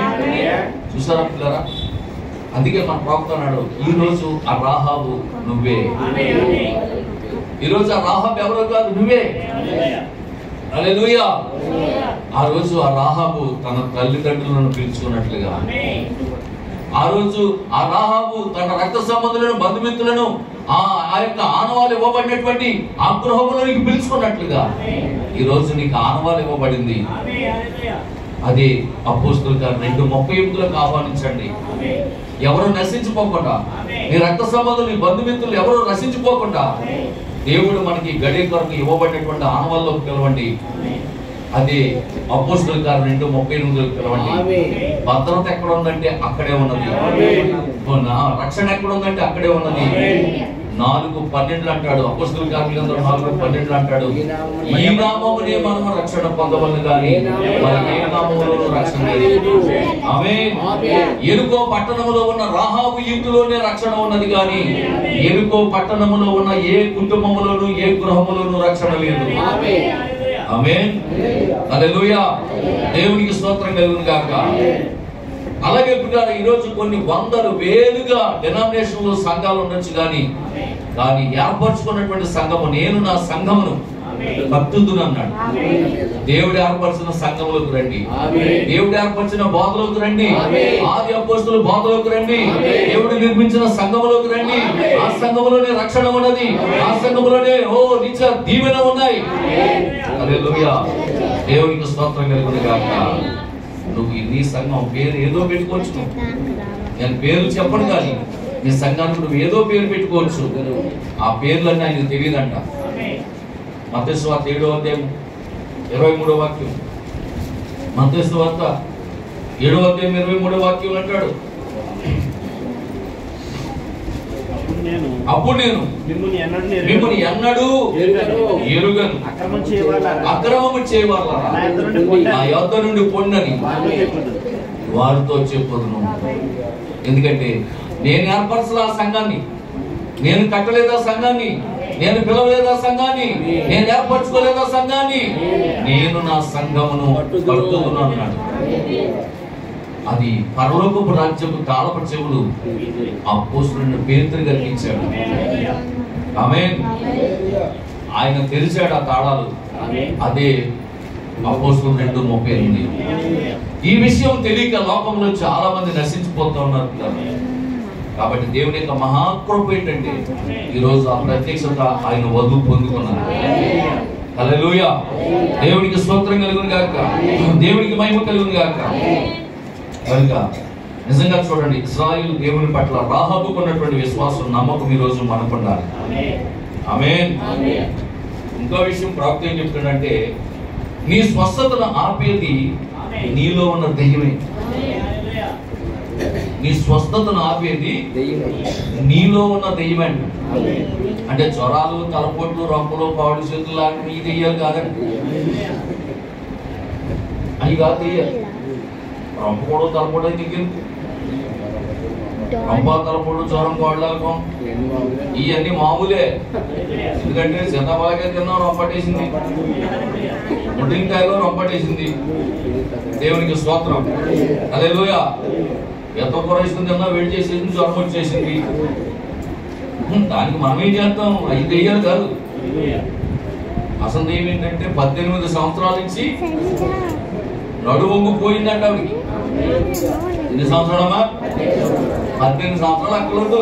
వారం నుంచి మనం నడునే పోతే అదేండి అయ్యగారు ఈ వారం వద్దాం అనుకున్నాను కానీ నడువు సహకరించలేదు, ఎక్కువసేపు కూర్చోలేదేమో అని రాలేకపోయింది అయ్యగారు అంటాం. మరి ఆవిడమ్మా 18 సంవత్సరాల నుంచి నడువు మొంగిపోయిందా, నెటారుగా ఉందా? మరి ఉంగిపోయినప్పుడు ఏ వారమైనా విశ్రాంతి దినాడు ప్రార్థన మారిందా? మారిందా? మారలేదు. ఆవిడ మారలేదు. 18 సంవత్సరాల నుంచి నడుము వంగిపోయినా సరే ఏ విశ్రాంతి దినాన్ని పోగొట్టుకోకుండా ఏదో ఒక విశ్రాంతి దినాన్ని నా దేవుడు నన్ను స్వస్థపరచబోడా అని గొప్ప నమ్మకంతో విశ్వాసంతో ప్రతి విశ్రాంతి దినమున 18 సంవత్సరాల నుంచి వస్తా ఉన్నది ఆమె. హల్లెలూయా. ఏ రెవరెండ్ అయినా ఏ బిషప్ అయినా అంకల్ కూర్చున్నాడు ఎవడైనా వచ్చి ఏ దెయ్యమా యేసు నామములో నీకు ఆజ్ఞాపిస్తున్నాను, నీ చేతులు కనుక తీసుకో అని అంటాడేమో అని ఎదురు చూస్తున్నాడు. ఈ బిషప్లు రెవరెండ్లు వీళ్ళందరూ కూడా ఏమంటారంటే స్తోత్రం హల్లెలూయా ప్రభువా నీకు ఇష్టమైతే ముట్టునైనా బహుశైనా అని అంటారు తప్ప ఒక్కడిల్లు దెయ్యాన్ని గర్తించట్లేదు. అర్థమవుతుందా? దేవునికి స్తోత్రం హల్లెలూయా. ఉన్నారమ్మా? ఇంకా పైగా అంటారంట ఆవిడ ఏదో అడుగుతుంది ఇచ్చేయడమ్మా అంటారంట. దెయ్యం అడుగుతుంది కదా, నేను కొంచెం వాళ్తాను కదా, నేను వెళ్ళిపోవాలంటే నాకు గారిలో ఉండండి, నాకు కొంచెం కోడి కోసేయండి, నేను తినేసి వెళ్ళిపోతానంట. ఏగారు అలా చెప్పండి అదేదో అడుగుతుంది కదమ్మా, నేను గారిలో పెట్టేసి పూలు పెట్టేసి చంపేసి మాంసం ఇచ్చేసి వెళ్ళిపోతుంది కదా అంటుండే. అయ్యా గట్టిగా గద్దించి ప్రార్థన అంటే ఈయన ఏమంటాడు గారి పెట్టేసేయండి అంటాడు. ఈయన నాకు కోటం టైం వెళ్ళిపోతే వెళ్ళిపోతాను. దేవునికి స్తోత్రం కదా. సరైన పాస్టర్ గారు వచ్చారంట ఒకరోజు, సరైన పాస్టర్ గారు వచ్చారంట. హల్లెలూయా. దేవునికి స్తోత్రం. ఆయన రాగానే వాక్యం చదువుతున్నప్పుడే ఈమె వంగుతో వచ్చిందంట. ఎవరావిడ? 18 సంవత్సరాల నుంచి నడుము వంగిపోయినటువంటి స్త్రీ. ఆమె వంగుతో నడుస్తూ వచ్చిందంట. ఆయన చూపు ఆవిడ మీద పడదంట. ఆమె దేవునికి స్తోత్రం కలుగుగా. ఆయన వాక్యం చదివేసి హల్లెలూయా పక్కన అడిగాడు అబ్బాయి ఉంటుంది కదా ఏంటి అలాగా అవుతుందా ప్రతి వారం మందిరం కంటే? అయ్యా ఆవిడ 18 సంవత్సరాల నుంచి ఏ విశ్రాంతి దినమున కూడా పోగొట్టుకోలేదయ్యా. విశ్రాంతి దినమున ఘనంగా ఆచరించే వ్యక్తి ఏ ఒక్క విశ్రాంతి దినమున పోగొట్టుకోలేదయ్యా. పోనా ఆవిడ ఏమన్నా ఈ పక్క పక్కన అనుకుంటున్నారా? కాదు, ఎంతో దూరం నుంచి అలాగే నడుచుకుంటూ ఉంగుతూ నడుచుకుంటూ వస్తుందయ్యా అని చెప్పేటప్పటికి ఆమె మీద కనికరపడి అమ్మా ధైర్యరా అని చెప్పి దేవునికి స్తోత్రం ఆమె గద్దించాడంట. ఆమెలో ఉన్న దెయ్యం మన ప్రవక్త అంటాడు అప్పటికే యేసు ప్రభు చూశాడంట. ఆమెను చూసేటప్పటికి ఆమె నడుము మీద కూర్చొని ఉందంట. ఆమె నడుము మీద కూర్చొని సవారీ చేస్తుందంట 18 సంవత్సరాల నుంచి. ప్రభు గద్దించాడంట దెయ్యమా యేసు క్రీస్తునామములో. మన ప్రవక్త ప్రార్థన చేస్తాడేమో తెలుసా? యేసు క్రీస్తునామములో దెయ్యమా నీ చేతులు వెనక తీసుకొని మన ఆజ్ఞాపిస్తున్నాం. హల్లెలూయా. దేవునికి స్తోత్రం కలుగుతుంది. ఎప్పుడైతే పిల్లరా ప్రభువు దాన్ని గద్దించారో అప్పుడే అది ఆమెను విడిచి వెంటనే ఆమె నిటారుగా నిలిచి నిలబడతాడు. దేవునికి స్తోత్రం కలుగుతుంది. హల్లెలూయా. ఆవిడ అంటుందంట అయ్యా మీ సంఘం ఎక్కడో తెలిస్తే అప్పుడే వచ్చేది కదయ్యా. ఆమేన్. ఈయన దగ్గరికి 18 సంవత్సరాలు చదువుతున్నాను. ఆయన ఒక్కడ ప్రార్థన చేయలేడు. పైగా కార్యం జరిగినందుకు వీళ్ళు అంటారంట ఇదిగో బాబా మెసయా ఏంటి ఇవాళ స్వస్థపడుతున్నాడు నువ్వు, ఇవాళ ఏంటి విశ్రాంతి దినం, పొయ్యి వెలిగించకూడదు పొగ తాగకూడదు, పొయ్యి వెలిగించకూడదు పొగ తాగకూడదు, ఇవాళ మిగిలిన 7 రోజులు అన్ని చేయొచ్చు కానీ ఇవాళ ఏం ముట్టుకోకూడదు. అయ్యా విశ్రాంతి దినాన్ని ఏంటి నువ్వు స్వస్థం చేస్తున్నావు, ఇలాగైతే 2వ సారి మా చర్చికి రానివ్వు. దేవునికి స్తోత్రం. ఈయన అన్నాడంటారే అబ్బాయి ఓ చిన్న మాట చెప్తే జాగ్రత్తగా నాకు సమాధానం చెప్పండిరా. మీకు ఎద్దులు ఉన్నాయనుకోండి, ఆ ఎద్దులో ఎద్ది విశ్రాంతి దినాన్ని కొండలో పడదనుకో, ఇవాళ విశ్రాంతి తినవరా రేపు పొద్దుకు చూద్దాంలే అంటవా, రేపు పొద్దుకు చచ్చి చూసుకుంటది. అవునా కదా? హల్లెలూయా. మరి అదేంటిరా విశ్రాంతి దినాన్ని ఆవిడ స్వస్థపరిచాడు మంచిదే కదా, ఆలోచన చేయండి, అంతేగాని ఎందుకు మీరు ఇంకా అందులోనే ఉండిపోయారు అని చెప్పి ప్రభు చెప్పారు. దేవునికి స్తోత్రం. హల్లెలూయా. అందుకే పిల్లరా మీ స్వస్థతను ఆపేది నీలో ఉన్న దెయ్యమే. ఆమేన్. 2000 సంవత్సరాల క్రితమే మీ స్వస్థత కొరకు ఆయన గాయములు పొందాడు. స్వస్థత అనేది జరిగిపోయిన కార్యం. ఆమేన్. ఏదో ఒక దెయ్యపు శక్తి మనల్ని ఆవరించినప్పుడు కంట్రోల్ తప్పిపోతా ఉన్నాం. కాబట్టి దాని నుండి విడుదల పొందవలసిన వారమై ఉన్నాం. నిర్గమకాండము 23వ అధ్యాయం 27 నుంచి చదవండి. నిర్గమకాండము 23వ అధ్యాయము 27 నుంచి 29 వరకు చదవండి. నన్ను బట్టి మనుషులు నీకు భయపడినట్లు చేసేదాను. మనుషులు నీకు భయపడినట్లు చేసేదాను. నీకు భయపడినట్లు చేసేదాను.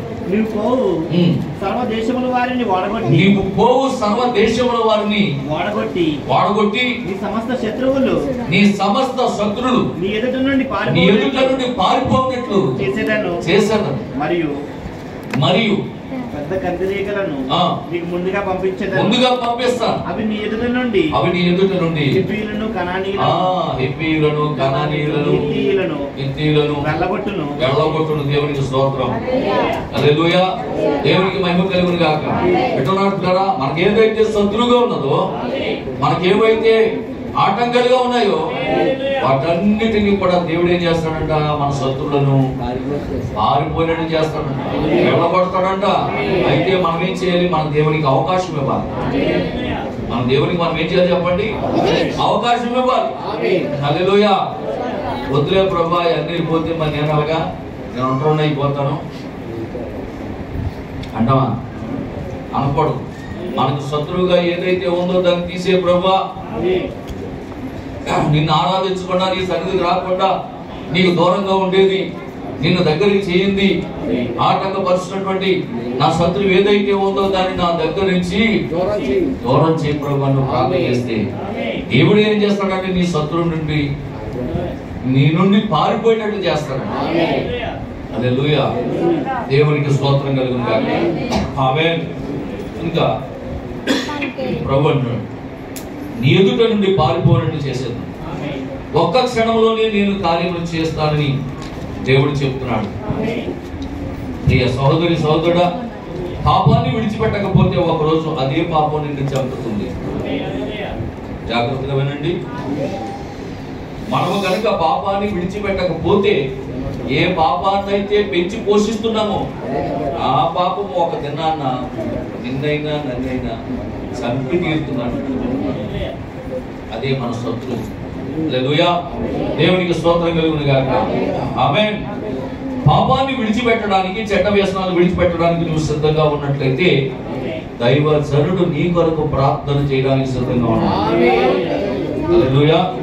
అప్పుడు నువ్వు వెంటనే స్వస్థత పొందుకుంటావు, వెంటనే నువ్వు విడుదల పొందుకుంటావు. విశ్వసించిన దానిని అంగీకరించాలి.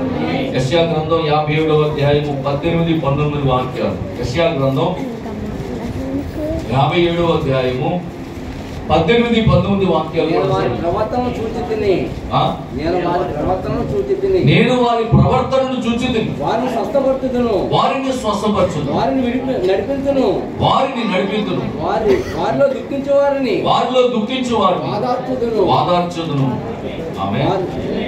అమ్మా జాగ్రత్తగా ఉండు. వారి ప్రవర్తనను నేను చూచితిని. నువ్వు రక్షించబడాలని ఆశ ఉందా? నువ్వు స్వస్థపడాలని ఆశ ఉందా? నువ్వు పాపం నుండి విడుదల పొందుకోవాలని కోరుకుందా? ఇంకా పాపంలోనే కొనసాగాలి అనే ఆశ ఉందా? ఇంకా సీరియల్ చూడాలనే ఆశ ఉంటే నిన్ను మాన్పించడానికి దేవుడు ఎందుకు వస్తాడు? ఆయన వల్ల కూడా కాదు. ఎందుకంటే నీ కోరుకుంది 8:30 అవగానే ప్రత్యక్షం అవ్వాలని. హల్లెలూయా. ప్రభువా నేను దాని నుంచి దూరం అవ్వాలనుకుంటున్నాను. ప్రభువా దాన్ని నా దగ్గర నుంచి దూరం చెయ్యి అని నువ్వు ఆలోచన చేస్తే, నువ్వు దాన్ని కోరుకుంటే దేవుడు అంటే దాన్ని దూరం చేస్తాడు. అంతేగాని 8:30 అవగానే నువ్వే ముందు రిపోర్ట్ రెడీ అయిపోతే ఇక ఆయన ఏం చేస్తాడు? అసలు నీకు ఆ కోరుకుంటారు కదా. ప్రభువా నాకు ఈ టీవీ నుంచి విడుదల కావాలి, ప్రభువా నాకు ఈ త్రాగు నుండి విడుదల కావాలి, ప్రభువా నాకు ఈ వ్యభిచారం నుంచి విడుదల కావాలి, ప్రభువా నాకు ఈ బాధ నుంచి నా యొక్క పొగ తాగు లేదా చుట్ట స్పీడ్ నుంచి విడుదల కావాలి అని నేను కోరుకుంటున్నాను అని కనుక నువ్వు అనుకుంటే దేవుడు నీకు సహాయం చేస్తాడు. చదవండి ఆ మాట. నేను వారి ప్రవర్తనను చూచి తిని వారిని స్వస్థపరచు. ఆమేన్. 38 సంవత్సరాల నుంచి కోనేటి దగ్గర పడి ఉన్న రోగి దగ్గరికి వచ్చినప్పుడు ప్రభు అన్నాడు, నువ్వు స్వస్థపడకూరుచున్నావా అన్నాడా లేదా? ఆ లేదు ప్రభువా, ఇక్కడే బాగున్నాడు.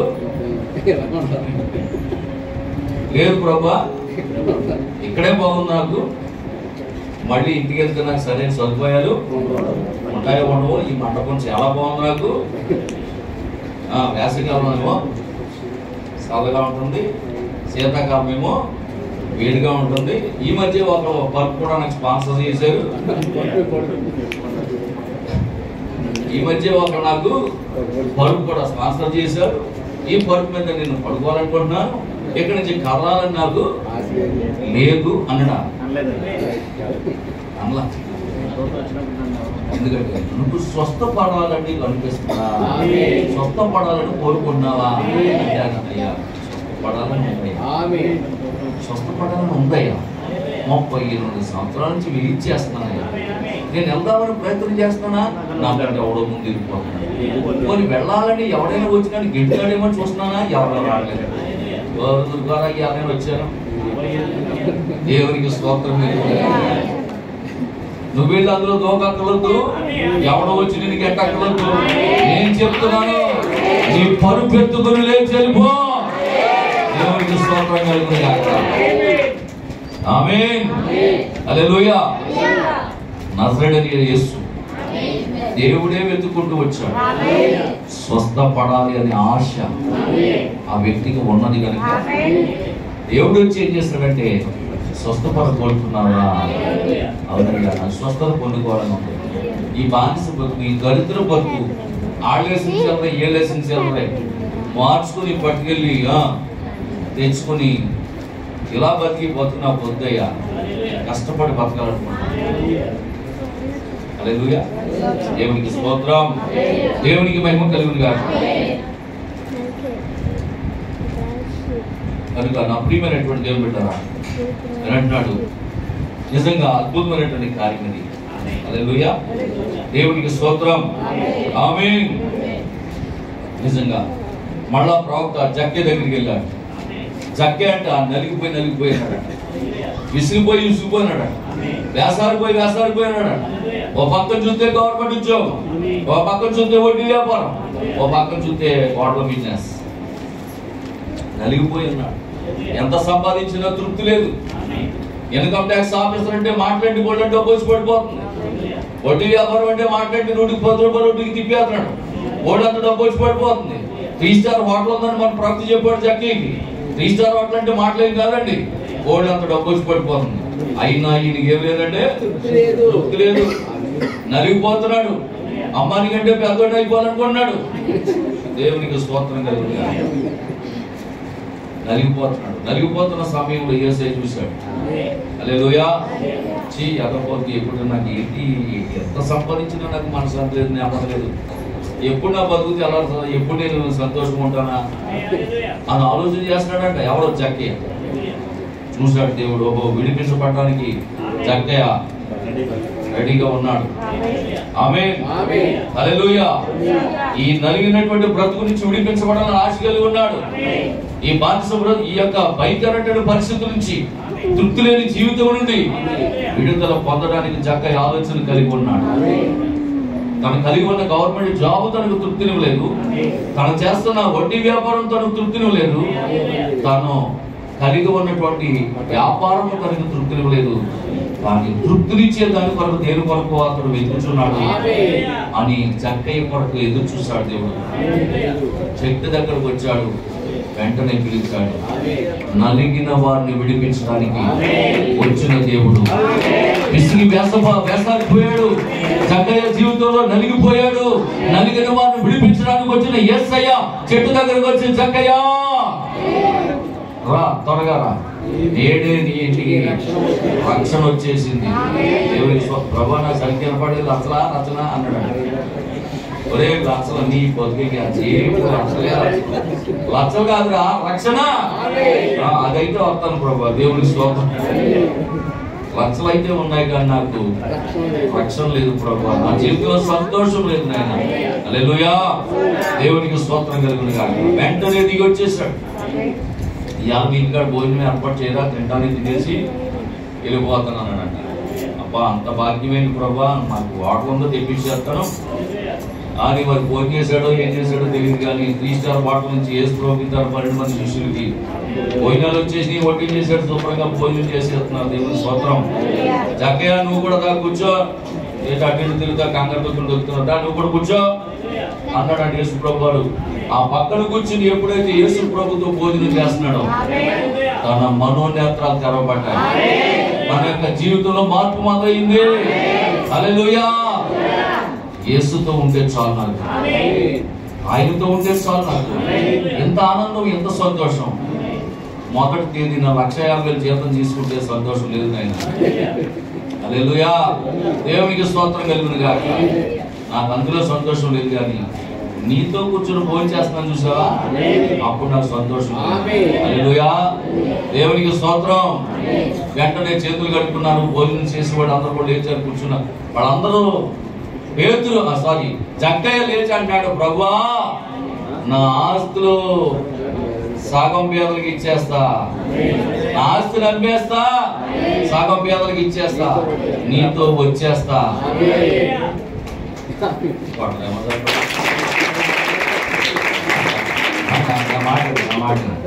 ఇప్పుడు మిమ్మల్ని ఏమో వచ్చేయమంటే అలా తీసుకుపోరు కొడుకు వెళ్ళిపోతానన్నది ఆయన, ఆస్తి అమ్మేస్తానన్నది జక్కయ్య, పేదలకు ఇచ్చేస్తానన్నది జక్కయ్య, నీతో వచ్చేస్తానన్నది జక్కయ్య. మీరెందుకు అలా తీసుకుపోరు? దేవునికి స్తోత్రం కలుగును. హల్లెలూయా. కనుక ప్రియమైనటువంటి దేవుని బిడ్డలారా, నిజంగా చూడండి, యేసయ్యతో ఒక అద్భుతమైనటువంటి జీవితం అది. విన్నారా? ఒక దినాన్న నాకు ఏం చెప్పాను, మీరు మళ్ళీ సబ్జెక్టుకి వెళ్ళండి. 57వ అధ్యాయము 18వ వాక్యంలోకి వెళ్ళండి. నేను వారి ప్రవర్తనను చూచి వారిని స్వస్థపరచను, వారిని నడిపించు. వారి ప్రవర్తన చూస్తాడంట. ఆ సుకారు అనే గ్రామం, ఆ యొక్క బావి దగ్గర ఆమె తన ప్రవర్తనను మార్చుకోవాలని, మంచి జీవితం జీవించాలని ఆమె ఎదురు చూస్తా ఉన్నదంట. దేవుడు తనను చూశాడంట. మారాలని ఆశ సమర స్త్రీకి కలిగి ఉందంట. తన బ్రతుకును మార్చుకోవాలనుకుంటుందంట. అందరి వల్ల నేను కూడా మంచిగా జీవించాలనుకుంటున్నా.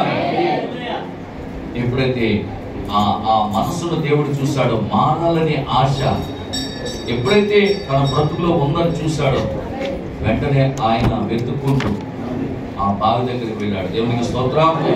హల్లెలూయా, దేవునికి స్తోత్రం కలుగును గాక. ఎటున్నారు పిల్లరా? ఎప్పుడైతే అక్కడికి వెళ్ళాడు, ఆమె హృదయంలోకి వెళ్ళాడు, ఆమె హృదయ రహస్యాన్ని బయట పెట్టాడు. ఆమె అంటుంది, ఆమె సాక్ష్యం ఇచ్చింది, నేను చేసిన వాణ్ణి నాతో చెప్పిన వాడిని వచ్చి చూడండి. ఈయన మెస్సయ్య కాడా, ఈయన ప్రవక్త కాడా, మన పితరులందరూ ఎందరో ఎదురు చూసిన మెస్సయ్య ఈయన కాడా, మన పితరులందరూ ఎందరో ఎదురు చూసిన ప్రవక్త ఈయన కాడా, నాతో చెప్పిన వాడిని వచ్చి చూడండి అని సాక్ష్యం ఇచ్చింది. దేవునికి స్తోత్రం, దేవునికి మహిమ కలుగును గాక. హల్లెలూయా. అంత గొప్ప మార్పు నీలో చూడాలనుకుంటున్నాడు. ఆమేన్. హల్లెలూయా. దేవునికి స్తోత్రం కలుగును గాక. కనుక ప్రియమైనటువంటి దేవుని బిడ్డలారా, అంత మాత్రమే కాదు పిల్లరా, ఇంకా మళ్ళా ప్రవక్త ఎక్కడికి వెళ్ళాడంటే గుడ్డి భర్తమై ఆ యెరూషలేము ఆ దేవాలయం దగ్గర హల్లెలూయా ప్రతిదినము కూడా అడుక్కుంటూ ఉన్నాడు. ప్రతిదినం ఏం చేస్తున్నాడు? అడుక్కుంటూ ఉన్నాడు.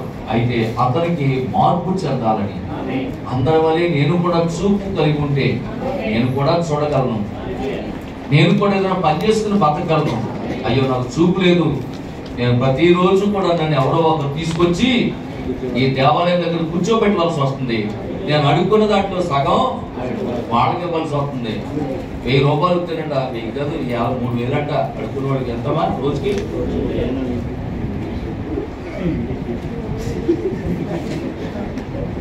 తెలీదా మీకు? హైదరాబాద్లో మినిమం 1,500 నుంచి 3,000 అంటే అడుక్కుంటే రోజుకి. సంపాదన ఎంతవా చెప్పాలి? మినిమం 1,500 నుంచి 3,000 అంటున్నాడు అడుక్కుంటే రోజుకి. హల్లెలూయా, దేవునికి స్తోత్రం కలుగుగా. ఈ గుడ్డోడు ఏం చేస్తున్నాడంటే వీడిని తీసుకొచ్చి బ్యాచ్ ఉంటారు, ఇద్దరు మోసుకొస్తున్నారంటే రోజు ఇద్దరు మోసుకొచ్చి అక్కడ కూర్చోబెట్టి ఆ టవల్ పరిచేసి వెళ్ళిపోతాడు. ఇక్కడ క్యాబేజీ మరి మళ్ళా సాయంకాలం అయ్యేటప్పటికి వాడు వచ్చి అదంతా కలెక్ట్ చేసుకుని లెక్కెట్టుకుని, ఈ గుడ్డోడు కదా ఎంత వచ్చిందో ఏం తెలుసు, అందులో ఎంత మోసం చేస్తున్నారో తెలియదు కదా. వాళ్ళు ఏమంటారంటే కాంట్రాక్ట్ కుదుర్చుకున్నారు, అబ్బాయి రోజు నిన్ను పొద్దులే తీసుకొచ్చి ఇక్కడ కూర్చోబెట్టి మళ్ళా సాయంకాలం నిన్ను మళ్ళా ఇంటికి మోసిపోయి వెళ్ళడానికి నీవు వచ్చిన దాంట్లో 50-50 అని చెప్పుకున్నారు. హల్లెలూయా. సగం వాడికే వెళ్ళిపోతుంది, సగం నాకు వస్తుంది. నా బతుకేట ఎలాగైపోతుంది ప్రభువా, నేను మారాలనుకుంటున్నాను, నాకు కళ్ళు వచ్చే ఆత్మ నాకు పని ఉండదు, నీతిగా జీవించాలనుకుంటున్నాను, కష్టపడి బతుకుతాను ప్రభువా అనుకుంటున్నాడు. ఆయన ఆలోచన దేవుడు చూశాడు. హల్లెలూయా. ఒకరోజు ఆయన ప్రయాణం ఆ యొక్క యెరూషలేము, ఆ యొక్క గుడ్డి బట్టలమై ఉన్నటువంటి ప్రాంతం గుండా వెళ్తా ఉన్నారు. మన ప్రవక్త అంటాడు ఆయన ఎక్కడుంటే అక్కడే కేకలంట. ఆయన ఎక్కడుంటే అక్కడే కేకలంట. ఎవరు? యేసు ప్రభు ఎక్కడుంటే అక్కడ హోసన్నా చేయమనేటటువంటి కేకలు. ఎందుకంటే ఆయన పుట్టిందే రాజుగా పుట్టాడు, యూదుల రాజుగా పుట్టాడు. కాబట్టి రాజుగారు వెళ్తుంటే అది ఏమంటారు చెప్పండి? జయము జయము, మహారాజా మార్తాండ తేజ జయము చేయమంటారు కదా. అందుచేత యేసు ప్రభు వెళ్తా ఉంటే వెనకాల ఆర్భాటం కేకలు వేస్తా ఉన్నారు. అలాగా కేకలు వేసుకుంటూ వస్తూ ఉన్నప్పుడు వీడి గుడ్డివాడు కనుక వీడికి చెవులు వినపడుతున్నాయి తప్ప కంటి చూపు లేదు. ఆ కేకలు వినపడుతుంటే అక్కడ వెళ్ళేవాడిని అడిగాడు, అబ్బా ఏంట్రా ఎంత గట్టిగా కేకలు వెళ్తున్నాయి, ఎవరైనా ఎమ్మెల్యే గారు వెళ్తున్నారు ఏంట్రా అంటే, ఎమ్మెల్యే గారు కాదురా, ఎవరనుకున్నావు ఆయన నాతో ఏడైనా యేసు వెళ్తా ఉన్నాడు. అలాగా దేవునికి స్తోత్రం. బాబా నాతో యేసు అంటే ఆ కళ్ళు చూపు, ఆ గుడ్డోడికి చూపు, గుడ్డోడిని నడిపించి ఆయనండి బాబు అని ఆయనరా. దేవుని స్తోత్రం. అలాగా బయలుదేరి వెళ్తా ఉంటే కేకలేసుకుంటూ వెళ్తా ఉంటే ఇంకప్పుడు అనుకున్నాడంట, ఈ తరుణం తప్పితే నాకు కళ్ళు రావు మళ్ళీ. ఆయన దాటిపోయాడా, నాకు కళ్ళు ఇచ్చే నాదుడు ఉండడు. ఈ క్షణం కోసమే నేను ఎదురు చూస్తా ఉన్నాను. మా పితరులు ఎందరో చెప్పారు, ఒక ఆయన రాబోతున్నాడు మెస్సయ్య, ఆయన వచ్చినప్పుడు గుడ్డివాడి కన్నులు తెరవ చేస్తాడన్నాడు. ఆయనే ఈ మెస్సయ్య, ఆయనే ఈ దావీదు కుమారుడు, ఆయనే నేను నజరేయుడైన యేసు అని గ్రహించి ఆ వెళుతూ ఉన్నప్పుడు ఆయన పిచ్చ కేకలు వేశాడంటే, ఏమని? దావీదు కుమారుడా నన్ను కరుణించు, దావీదు కుమారుడా నన్ను కరుణించు అని కేకలు వేస్తుంటే, రే పిచ్చాడా దావీదు కుమారుడు కాదు ఆయన నజరేయుడైన యేసు. నాకు తెలుసులే వీళ్ళ.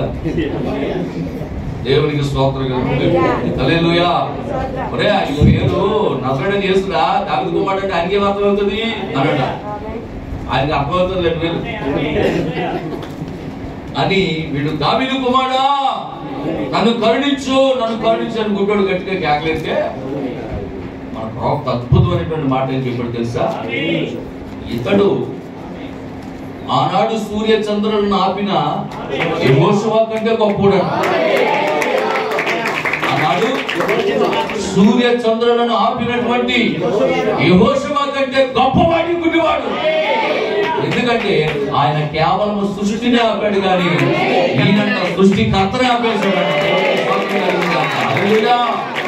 దావీదు కుమారుడా నన్ను దాటిపోకయ్యా, నజరేయుడా దావీదు కుమారుడా నన్ను దాటిపోకయ్యా, నజరేయుడా నన్ను విడచిపోకయ్యా,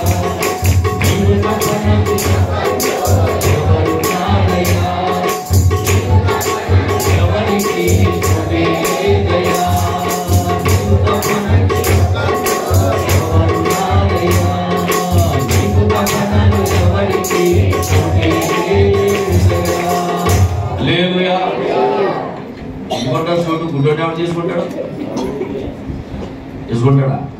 ఎవరన్నా వస్తున్నారా? సంబంధాలు వస్తాయి గుడ్డోడు చేసుకోవడానికి. అందుకే మరి ఇంకెవరికి నాలో చోటు? నువ్వే ప్రభా నాలో నీకు ఎవరికి చోటు? నీకు తప్ప నాలో ఎవరికి చోటు ఇవ్వలేదు. ఏ పిల్ల చేసుకోవడానికి అంతకే రావట్లేదు. నువ్వు వడ్డీ చేసేవాడిని చోటు ఇచ్చేస్తానండి. దేవునికి స్తోత్రం.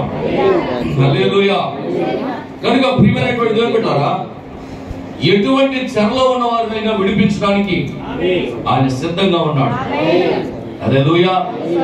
మన మట్టి దేహములను దేవుడు ఒక దినాన మహిమ దేహములుగా మార్చడానికి సిద్ధంగా ఉన్నాడు. ఆమేన్. పాపి స్థానాన్ని క్రీస్తు తీసుకున్నాడు. పాపి కొరకు ఆయన మరణించాడు. బానిస బ్రతుకుల నుండి విడిపించాడు. స్వతంత్రులుగా చేశాడు. ఆమేన్. పాపులను పరిశుద్ధులుగా చేశాడు. ఎత్తబట్లోనికి వెళ్లకుండా నిన్ను ఆటంకపరిచేది. ఆమేన్. హల్లెలూయా. ఏదైనా దేవునికి నీకు మధ్య ఉంటే దానిని ఇప్పుడే సరి చేసుకోవడం మంచిది. ఎత్తబడుటలో నిన్ను ఆపే శక్తి ఏదైనా ఒకవేళ నీలో ఉంటే దాని నుండి నువ్వు విడుదల పొందుకోవడానికి, సరి చేసుకోవడానికి ఇదే సమయం. ప్రభువా, నాలో ఈ బలహీనత ఉన్నది, నాలో ఈ అపవిత్రత ఉన్నది, నాలో ఇది పురుగు ఉన్నదయ్యా, దీని నుండి విడుదల పొందుకోవాలనుకుంటున్నాను అని నువ్వు అనుకుంటేనంట దేవుడు చూస్తాడంట నీ ఆలోచన. నీ వద్దకు వచ్చాక నీకు సహాయం చేస్తాడంట. దేవునికి స్తోత్రం. దేవునికి మహిమ కలుగును గాక. ఆమేన్. ఎందుకనగా ప్రభు త్వరగా వచ్చుచున్నాడు. ఎప్పటికీ అనేక రకాల కార్యాలు ఆమేన్ జరుగుట చేత మానవుని యొక్క హృదయము భీతిలుచున్నది. యుద్ధాలు కలుగుతున్నాయి, భూకంపాలు కలుగుతున్నాయి, కరువులు వస్తున్నాయి, తెగుళ్ళు వస్తున్నాయి, తుఫాన్లు వస్తున్నాయి, వరదలు వస్తున్నాయి, వాయుగుండాలు పడుతున్నాయి. అవునా? హల్లెలూయా. దేవునికి స్తోత్రం కలుగును గాక. ఇలా ఎన్నో రకాల పరిస్థితులు గుండా ఎదుర్కొంచు భయంతో జీవించున్నాడు మానవుడు. అయితే ఒక క్రైస్తవుడిగా నీవు లోకంలో జరిగే కార్యాల వైపు చూడొద్దు. ఆమేన్. నీవు ఎన్నడూ నీ విశ్వాసమును కోల్పోవద్దు. దేవుని యందు నీకున్న విశ్వాసాన్ని గట్టిగా పట్టుకో. మాట ఇచ్చి నెరవేర్చే దేవుడిని మనం కలిగి ఉన్నాం. మాట తప్పని దేవుడిని మనం కలిగి ఉన్నాం. హల్లెలూయా. జకర్యా గ్రంథం 8వ అధ్యాయం 7-8 వాక్యాలు. జకర్యా గ్రంథం 8వ అధ్యాయము త్వరగా చదవండి. జకర్యా గ్రంథం 8వ అధ్యాయం 7-8 వాక్యాలు కూడా చదవండి. సైన్యములకు అధిపతి యెహోవా సెలవిచ్చినదేమనగా తూర్పు దేశంలో నుండి పడమటి దేశంలో నుండి నేను నా జనులను రప్పించి రక్షించి యెరూషలేములో నివసించుటకై వారిని తోడుకొని వచ్చేదను. వారు నా జనులయ్యుందురు, నేను వారికి దేవుడై ఉందురు. దేవునికి స్తోత్రం. హల్లెలూయా. క్రీస్తు పూర్వం 70 సంవత్సరాల క్రితం వెళ్ళిపోయినటువంటి, క్రీస్తు పూర్వం 70 సంవత్సరాల క్రితం వెళ్ళిపోయినటువంటి, చెదిరిపోయినటువంటి ఇశ్రాయేలీయులను నేను మరలా పోగు చేస్తాను. మరలా వారి సొంత దేశానికి తిరిగి రప్పిస్తాను. ఆమేన్. వాడు ఎక్కడికి చెదిరిపోయినా సరే వారిని నేను మరలా తిరిగి బాగు చేస్తాను, రప్పిస్తాను అని చెప్పినటువంటి మరి దేవుడు రప్పించాడా లేదా? క్రీస్తు శకం 1948వ సంవత్సరంలో వారందరినీ కూడా మరలా తిరిగి యెరూషలేము తీసుకొచ్చాడు. ఇశ్రాయేలు యొక్క దేశముగా ఏర్పరిచాడు. మాట ఇచ్చి నెరవేర్చాడు. నెరవేర్చాడా లేదా? హల్లెలూయా. దేవునికి మహిమ కలుగును గాక. ఆమేన్. కాబట్టి పిల్లరా, ఆదికాండం 19:22 కూడా చదవండి. త్వరగా చదవండి. నేను ముగించి ప్రార్థన చేస్తాను. నీవు త్వరపడి అక్కడికి తప్పించుకొని పొమ్ము. నీవు అక్కడికి చేరు వరకు నేనేమీ చేయలేను అని దేవునికి స్తోత్రం కలుగును గాక. ఆమేన్. హల్లెలూయా. వింటున్నారా పిల్లరా? ముందు హెచ్చరిక, అటు తర్వాత తీర్పు. దేవుని పద్ధతి అన్నడు మార్చుకోడు. ఆయన ఎప్పుడు కూడా చెప్పి చేస్తాడు.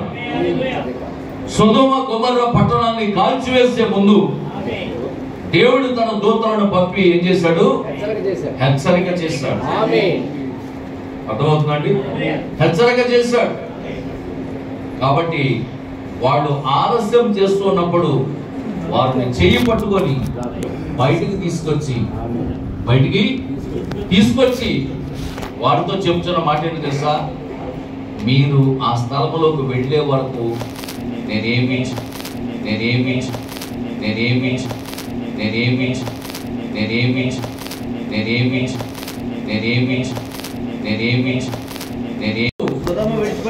సొదొమ విడిచిపోయిన దినమున ఆకాశము నుండి అగ్ని గంధకములు కురిసి వారందరినీ నాశనం చేశాను. హల్లెలూయా. విడిచిపోయిన తర్వాత లోతు సొదొమను విడిచిపోయిన తర్వాత దేవుడు ఆకాశం నుంచి ఏం చేశాడు? అగ్నిని పంపించాడు. మన ప్రవక్త ఏమంటాడు తెలుసా? వధువు భూమిని విడిచి మధ్యాకాశంలోకి వెళ్ళిపోయిన తర్వాత దేవుడు ఏం చేస్తాడంటే ఆకాశం నుంచి అగ్ని కురిపిస్తాడు. అవి ఎలా వస్తుందంటే ఆకాశంలో దాచినటువంటి మిస్సైల్స్, శాటిలైట్స్, అనేక రకాలైనటువంటి కార్యాలు పైన ఉన్నాయి. అవి కక్షలో తిరుగుతూ ఉన్నాయంట. అవి ఏం చేస్తాయి చెప్పండి? అవి తిరుగుతూ ఉన్నాయి. కానీ ఎప్పటికీ కూడా ఒకదాన్ని ఒకటి గుద్దుకోలేదు, రాసుకోలేదు. వధువు వెళ్ళిపోయిన తర్వాత అవి ఒకదాన్ని ఒకటి గుద్దుకుంటాయి. అప్పుడు కురిసేది మామూలు వర్షం కాదు, అగ్ని వర్షం కురుతుంది. హల్లెలూయా. దేవునికి స్తోత్రం కలుగును గాక. కనుక ప్రియమైనటువంటి దేవుని పిల్లారా, దీన్ని ఆధారం చేసుకొని మన ప్రవక్త ఏమన్నాడంటే 3 అయ్యోల గురించి చెప్పుకొచ్చాడు. 3 అయ్యోలు 3 ప్రపంచ యుద్ధాలను సూచిస్తున్నాయి. 3 అయ్యోలు 3 ప్రపంచ యుద్ధాలను సూచిస్తా ఉన్నాయి. 2 అయ్యోలు ఇప్పటికే జరిగిపోయింది. మొదటి 2 ప్రపంచ యుద్ధాలు. 3వ ప్రపంచ యుద్ధానికి సిద్ధంగా ఉన్నాం. అయితే ఈ 3వ ప్రపంచ యుద్ధానికి ముందే వధువు పైకి కొనుక్కోబడాలి. ఆమేన్. నోవాహు వాడలోనికి వెళ్ళాడు. లోతు సొదొమ నుంచి బయటికి వచ్చాడు. వధువు లోకం నుండి ఎత్తబడాలి, పైకి కొనుక్కోబడాలి. దేవునికి స్తోత్రం. హల్లెలూయా. దేవునికి మహిమ కలుగును గాక. ప్రవక్త అంటున్నారా, ఒక్క క్షిపణి భూమిని తాకుటకు ముందే, అనగా దేవుని తీర్పు రాకముందే సంఘము వెళ్ళిపోవును. 2 లేక 3 బాంబులతో, అణుబాంబులతో క్షణాల్లో ప్రపంచాన్ని నాశనం చేయవచ్చు.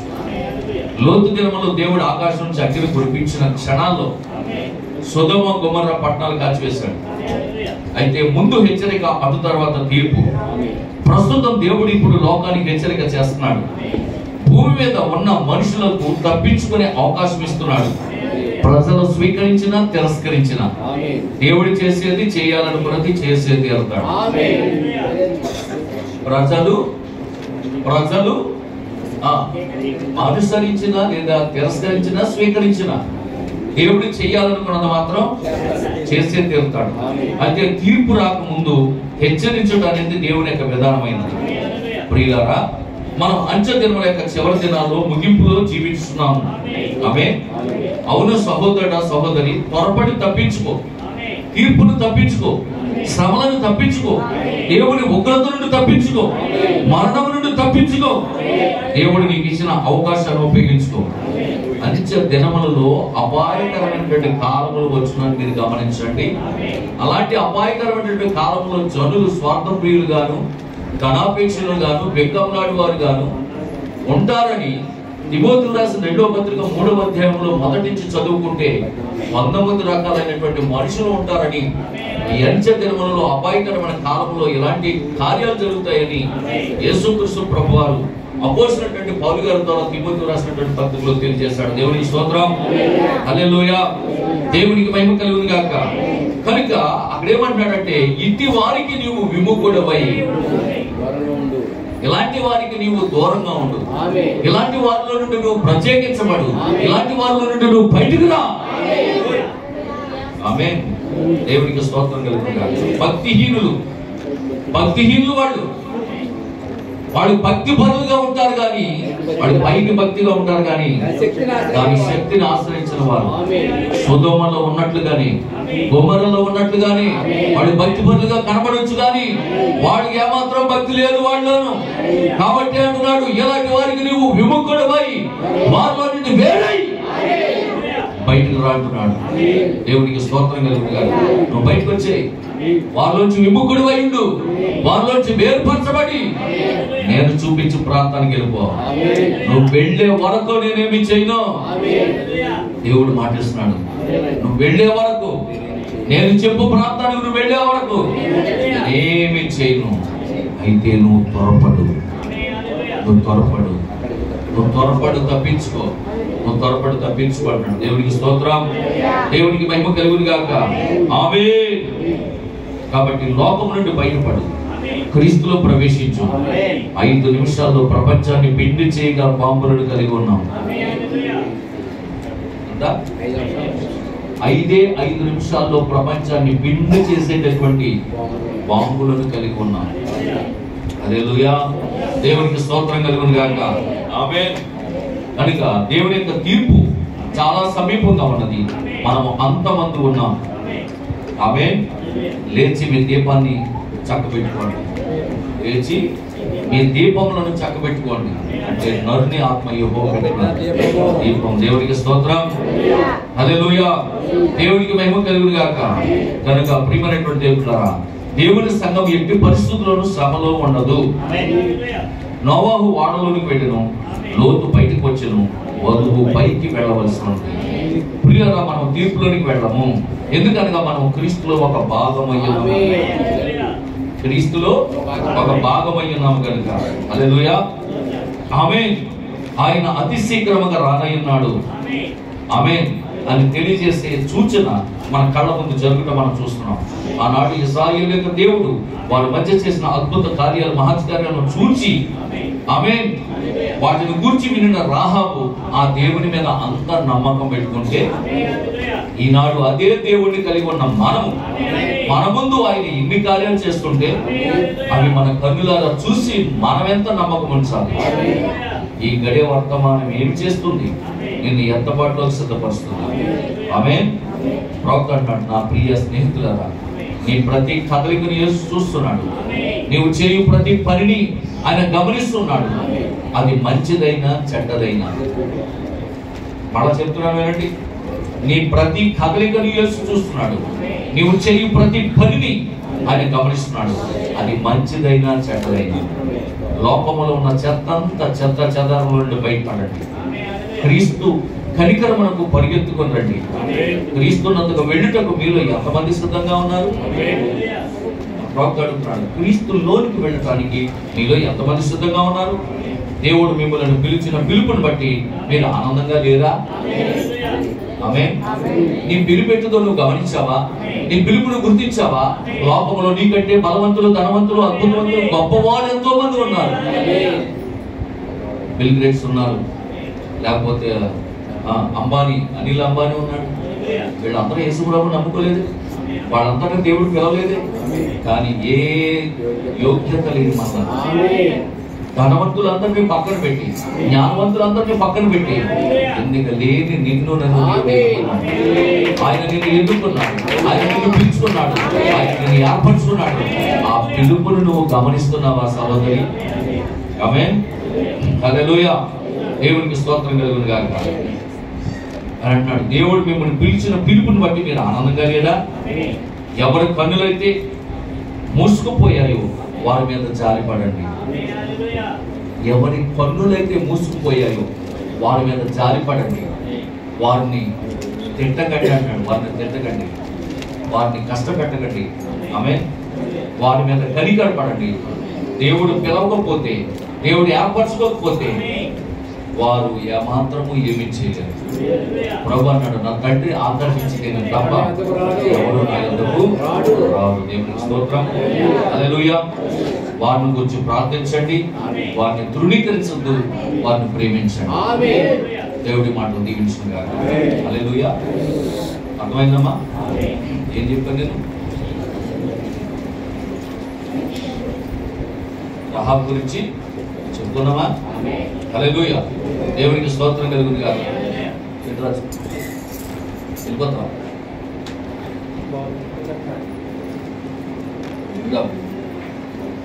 స్తోత్రం. హల్లెలూయా. కనుక ప్రియమైనటువంటి దేవుని బిడ్డలారా, దేవుని యొక్క వాక్యం సెలవిస్తా ఉన్నది. నిశ్చయముగా ఈ యొక్క మధ్యాహ్న సమయంలో దేవుడు నీతో మాట్లాడాడు.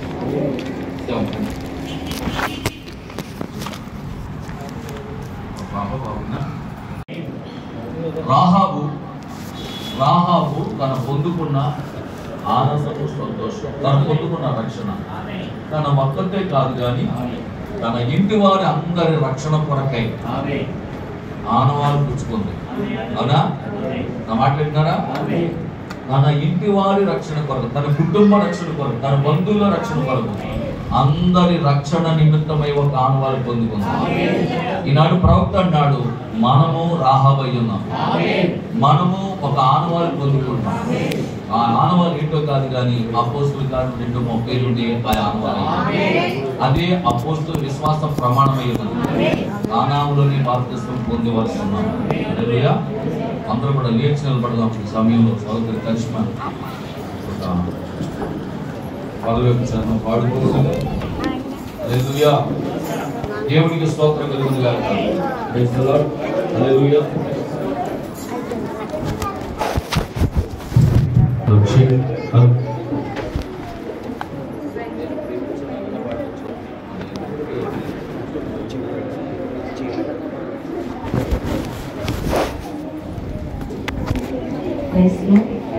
దేవుడి పరిశుద్ధ నామమునకు మహిమ కలుగును గాక. హల్లెలూయా. నాకు సంబంధించినటువంటి దైవజనులకు దేవుడి పేరిట తెలియజేస్తున్నాను.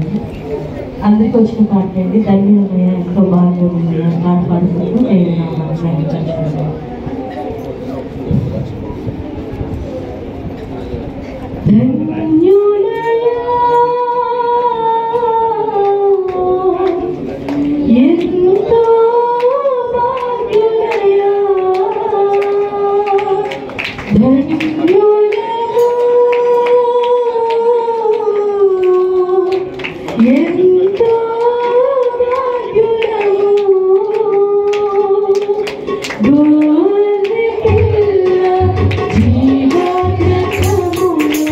Oh